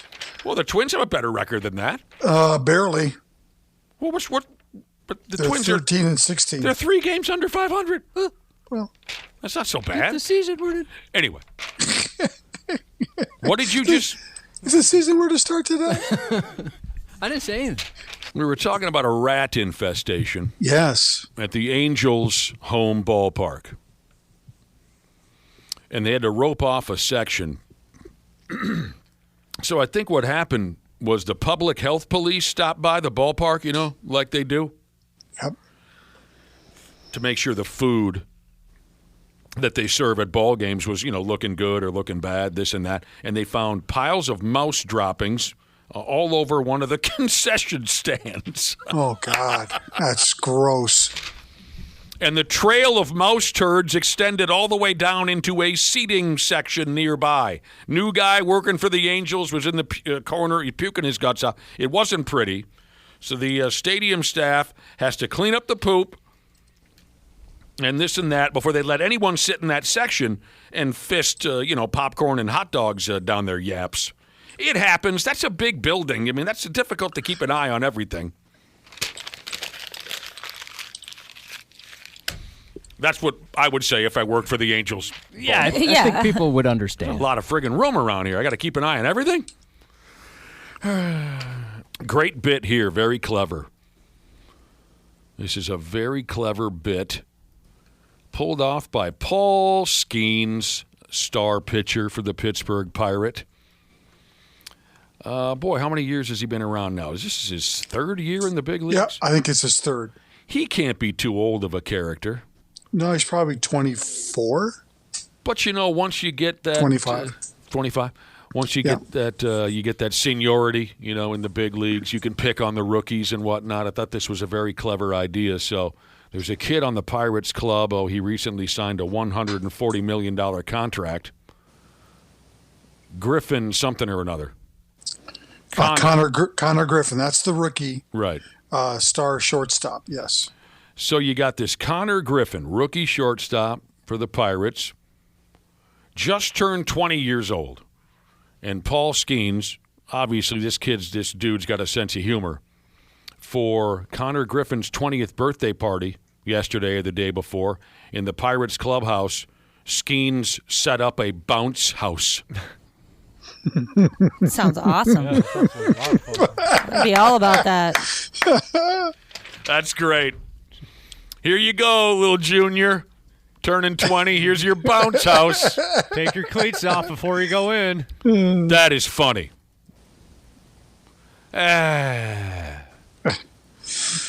Connor Griffin made his debut earlier this season. They called him up, and then 9 days later, 5 days later, after his debut in the big leagues, they signed him to a 9-year, $140 million contract. What a life. And you know why they did that? Yeah. It's because the lockout is coming. And a lot of these young guys are getting signed to long-term deals just so that the clubs are not having to give them an incredible amount of money once they figure out the new collective bargaining agreement. So, or who knows what that's going to look like, actually. Once they get a new collective bargaining agreement done, we'll see. Yeah, fun story there, setting up a bounce house for the 20-year-old kid. They'll pick on you when you're young, Birthday parties, I'm speaking of birthday parties, they'll pick on you when you're young and they'll pick on you when you're old. In the middle, you can have some real fun with birthdays. Many years ago, went to one of my dad's best friend's 75th birthday party. And this guy was a cowboy. This guy was a wild man. They called him the Ripper. The Ripper. All right? Those are my dad's best buddies and truck driving co-workers they were. So I went to the Ripper's 75th birthday party, and the Ripper was having the time of his freaking life. A lot of people there, mostly older people. And suddenly, and this was intentional, the word spread to the Ripper. We were hanging out at the Legion Hall in, I'll get there, New Brighton, I believe. And word spread to the Ripper that there was a stripper coming to the party. And the Ripper, you couldn't hold the son of a bitch down. He was so excited. He was slipping around on the floor with his cowboy boots on. He was so excited when he found out that a stripper was on the way to lap dance him into oblivion.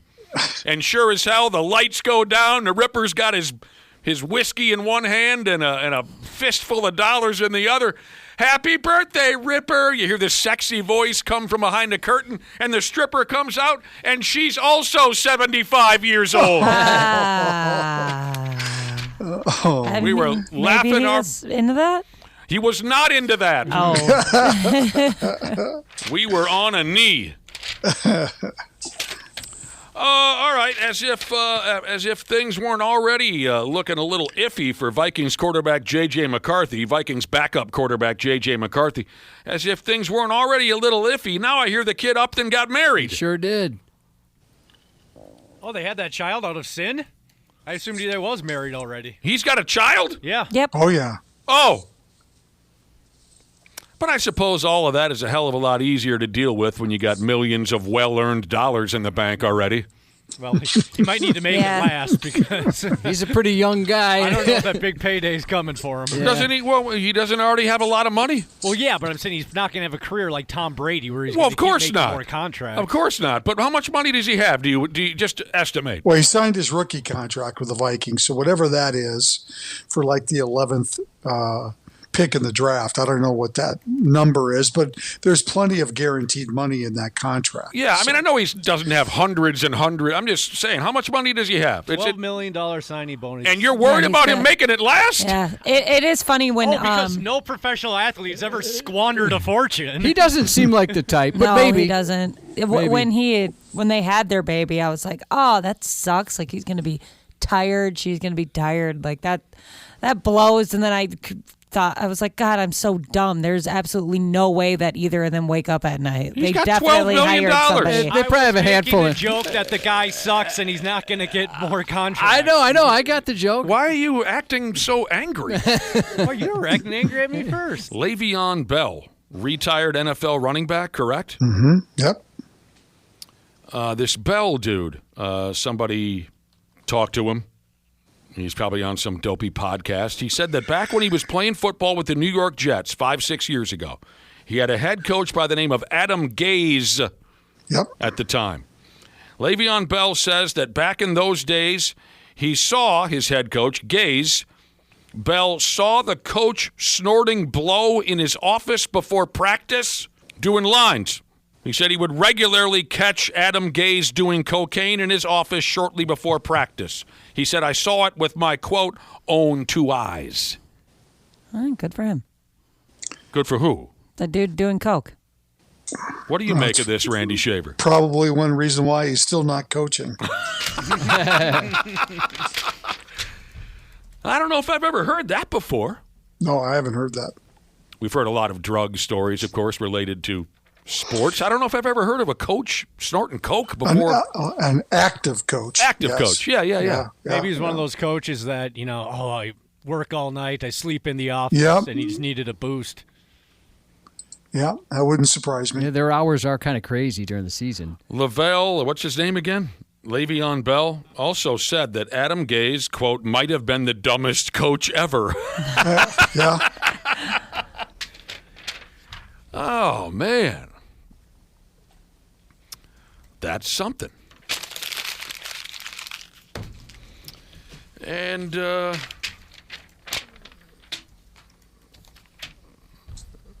I don't think I've ever heard someone directly called out like that before. Oh, now a listener says, wake up, grow up. A lot of coaches do coke. He says, why do you think Gardy's face was always so red?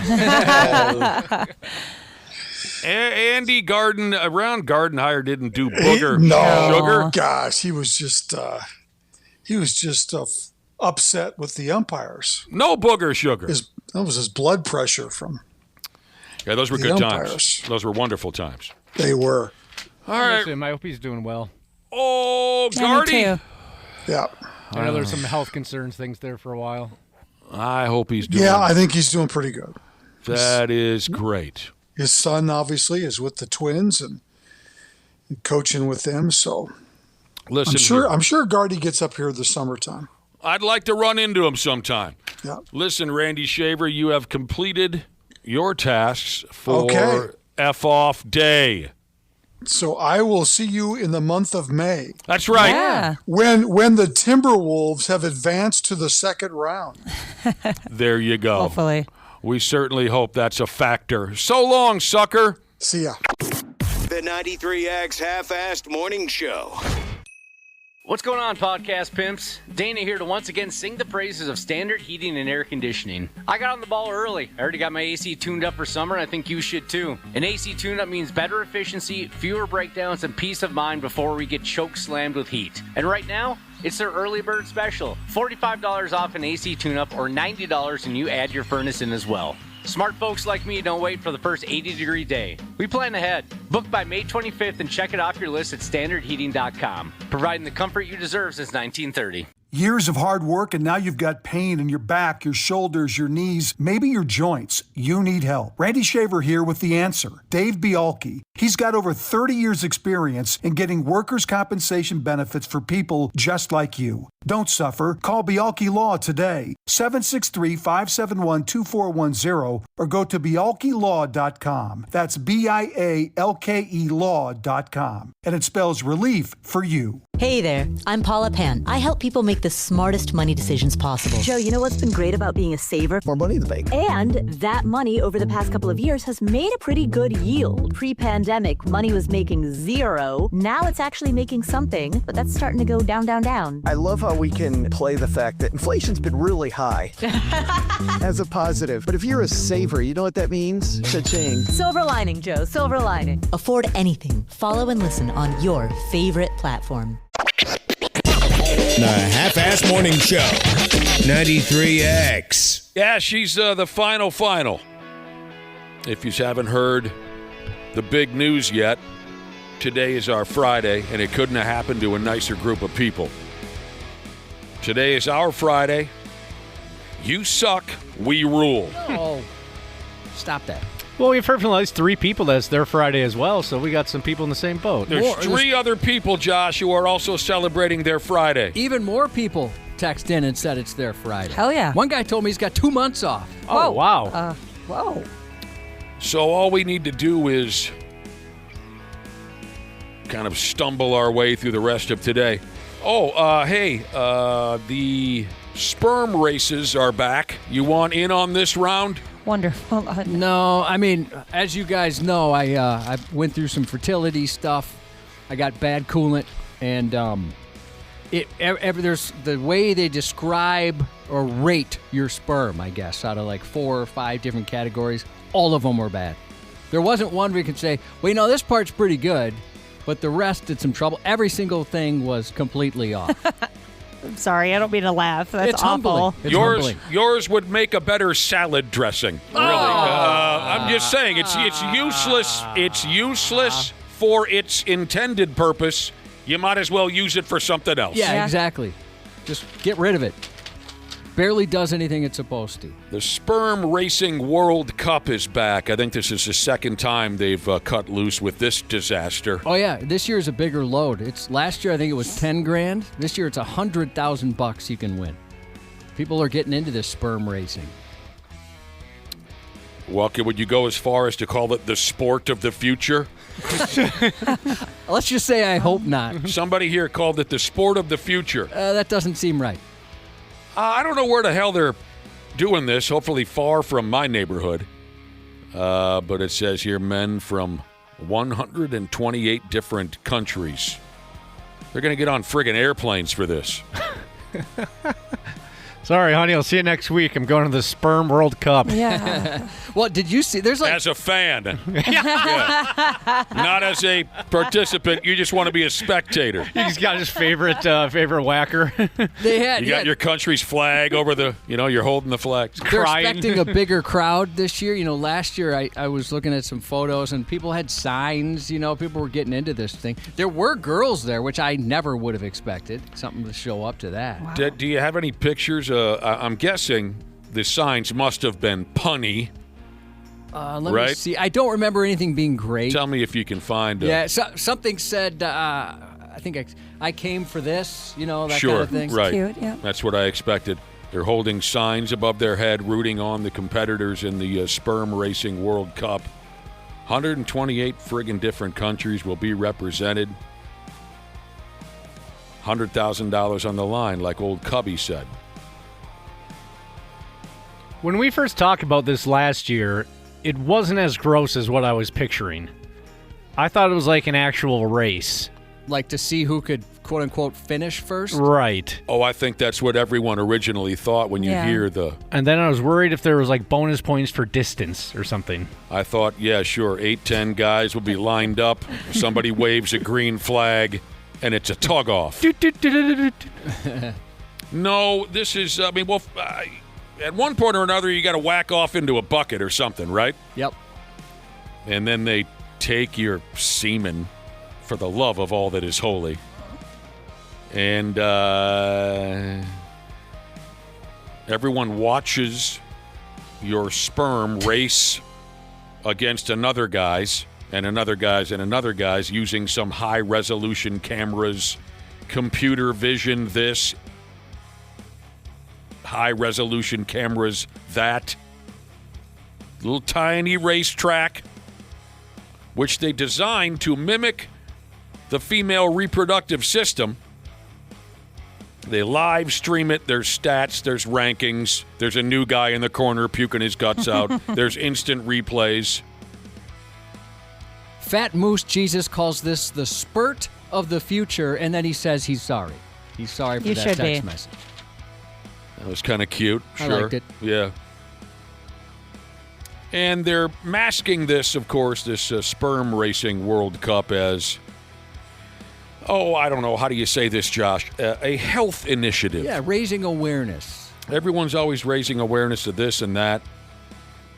So they're trying to push the idea that men pay attention to their sperm health as opposed to just leaving it in the sink. How did it get there? They say male fertility. It's declining globally, which I find encouraging. There's too many of us as it is. Can we dummy that number down a little bit, Josh? Sounds like nature's trying to do that. Yeah. The competitors are cute. They're on social media. They're talking trash back and forth. Now, let's say you're listening right now. You're a dude. You have sperm inside of your body somewhere. And you're saying, well, I'll do it. Where do I sign up? Maybe plan for next year. It doesn't sound like you can just walk in and have a friggin' chance in hell, because the competitors who have been gearing up for this for an entire year have been following a strict diet, just like any other athlete in training. They've been following a strict diet. They've been masturbating regularly. They've been taking how do you say it? Supplements? Supplements. So if you just decide to up and join this contest today, not trying to be cute, but they're going to wipe the floor with you. It's kind of like competitive eaters, where you assume the biggest, heaviest guy would be the one that could win, but no, it's the guys that actually train and are in good shape. Yeah, it seems like usually it's thin guys that win those things. What's the word here? What did I say? Supplements. Now, they name a supplement here that Sperm Racing World Cup competitors have been taking in preparation for the contest. Someone might need to start up their computer and find me what is a sperm worm? That's apparently a supplement that the kids are taking. It's some sort of gummy that is supposed to help in some way. I'll look up what's in it. All right. I wouldn't want to eat a sperm worm. Yeah, that doesn't sound...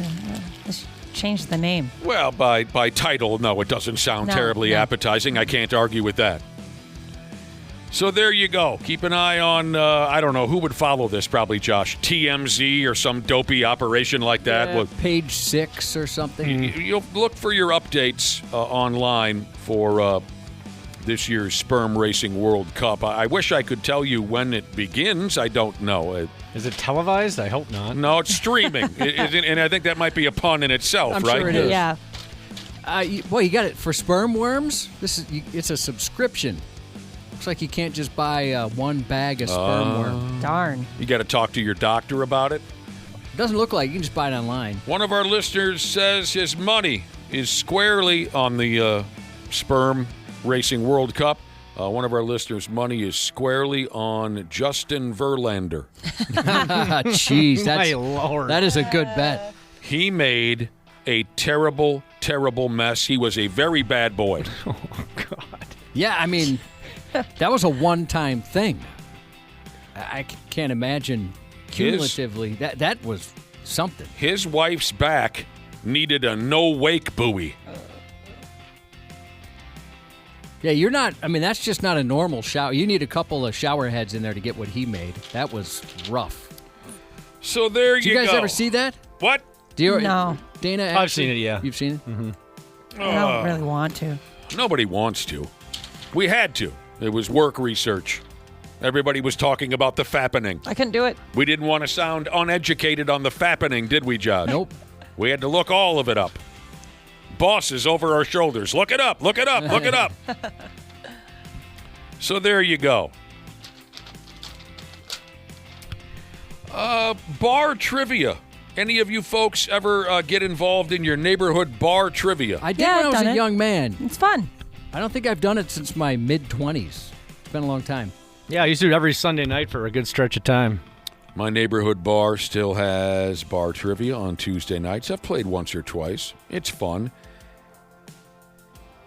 For some reason, I think we were just recently talking about trivia in general. I think maybe we were talking about, the new Jack Buck, not Jack Buck. His son's name is Joe. Joe Buck is hosting a sports trivia show here shortly. Sports ESPN Jeopardy. Sports Jeopardy, and we were talking about how much fun it can be when the questions aren't so mind-rattling. You know what I mean? Dummy it down a little bit. That's when I think most of us have a lot of fun with bar trivia, when it's fairly reasonable, the question. Yeah. But everyone, in 1774, a Danish politician, what? So, some bar trivias are easier than others. Here's the deal. Bar trivia might be struggling a little bit, I guess, maybe because people don't go to bars as much as they used to. There's a new hip trend, and it'll come and go quicker than you can say Jack Robinson, I'm sure.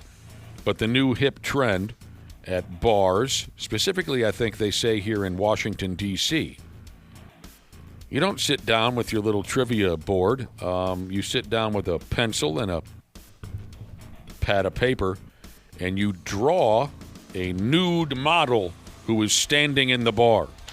That sounds fun. That's difficult. We've tried that here before. We have. Oh, yeah. I totally forgot that we did that. That was fun.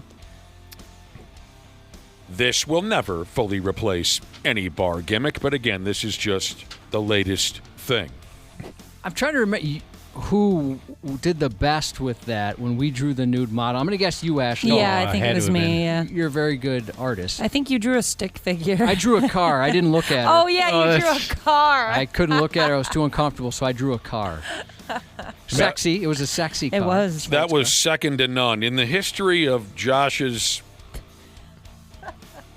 prudeness, issues with prudeness and nerves, sexual problems, that was the pinnacle. When we had a lady come into the building, a professional nude model who agreed to allow us to draw her.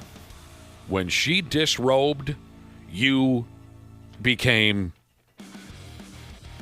unavailable. I looked straight down. You became unavailable for all intents and purposes. I get to see that show. We all do. We get to see that show once a year at Toys for Tatas. Josh typically has his back to the dancers, to the floor area.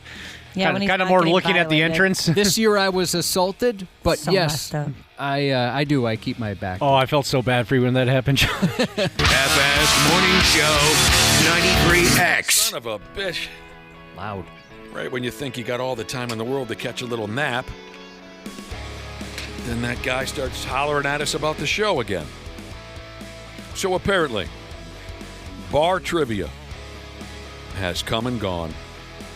It's seen better days. But there's a new gimmick to keep you occupied at your local beer hall. Drawing nude models. That's pretty funny. Some are saying this is the hip new thing, right? We'll see about that.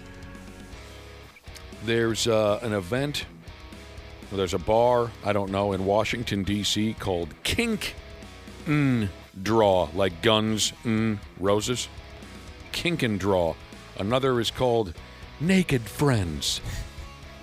I like that. That's my favorite. Yes, I'm going. Naked Friends. It's not a class or anything. You walk on into the joint. You order yourself a Steve Weiser or whatever other kind of fruity hooch that you're into. Negroni. That's another one I want to try. I saw it in a TV show, a Negroni. Oh, I'm not positive what that is. Me neither. You can't get, your drunk buddy Gary to be the naked model. Ha ha, very funny. There are professional models who come into the bar, they get nude, and while you're drinking, you try to draw them. No experience necessary. Have you ever tried to draw a person? Well, actually, you're probably good at it. Yeah, I have. I'm not hard. really great at drawing people, actually. That's really hard. You have to have like a special set of skills for that. Yeah, I don't get it. Grotesque fourth grader level drawing a person, yes, but not...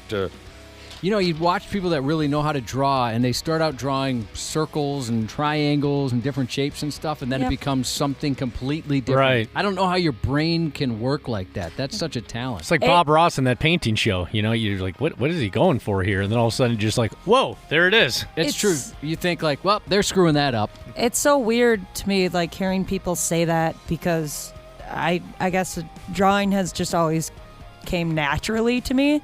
So when somebody says they can't draw, I'm like, what? I don't understand. Like, you just put the pen to the paper and then you draw what you're thinking. Like I can't comprehend. You're too talented to comprehend the average person. I think the last time That's we brought kind of what you just said. Yeah, I think the last time we brought this up, you said the same thing to me. With all this natural ability, I don't even understand when someone doesn't have that. Well, it's like something simple, like draw a circle. I'm like, why does that look like a triangle?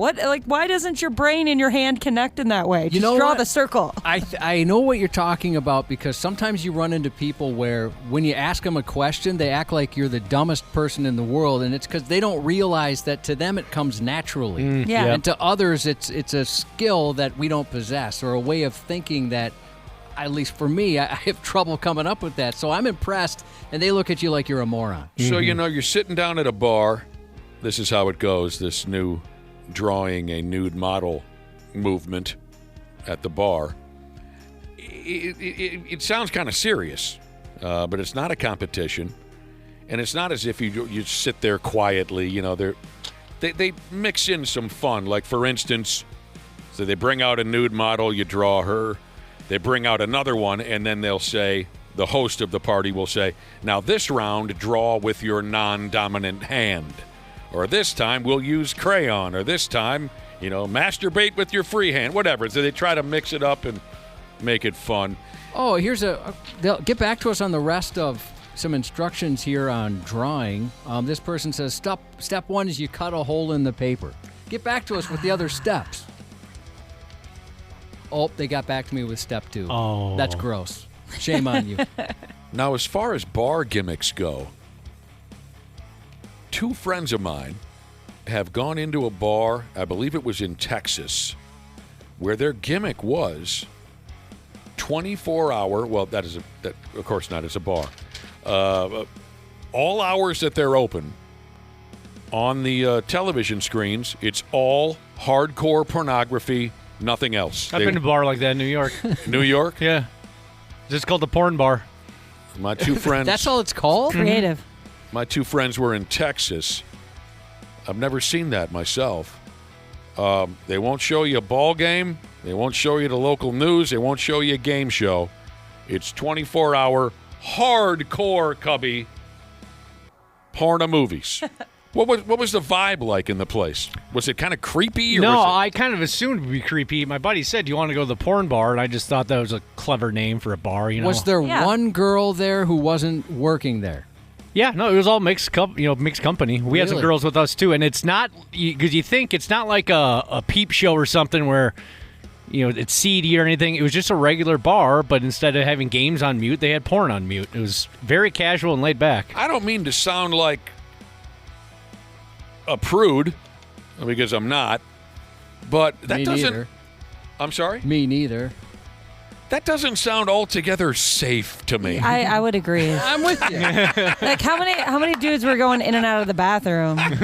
Yeah, I don't want to walk into the men's room and some guy's beating off, for Pete's sake, because you can't hang on to. Yeah, it's gross. That sounds so. I'd like to try it. Don't get me wrong. I'd like to. If I encounter a city that has a porn bar, I'm going. That kind of seems like if it's a porn night they do once a month. That's kind of funny. We'll go to porn night. Yeah. But if that's all they do, yeah, that's no longer a bar. That's How something long different. do you think you could stand working there? Not long. There's no way. How long before you snap? Cubby, you're the type of guy that, everyone knows the type of guy you are, straighter than a Grizzlies D. Even me personally, I'm a fan of adult movies.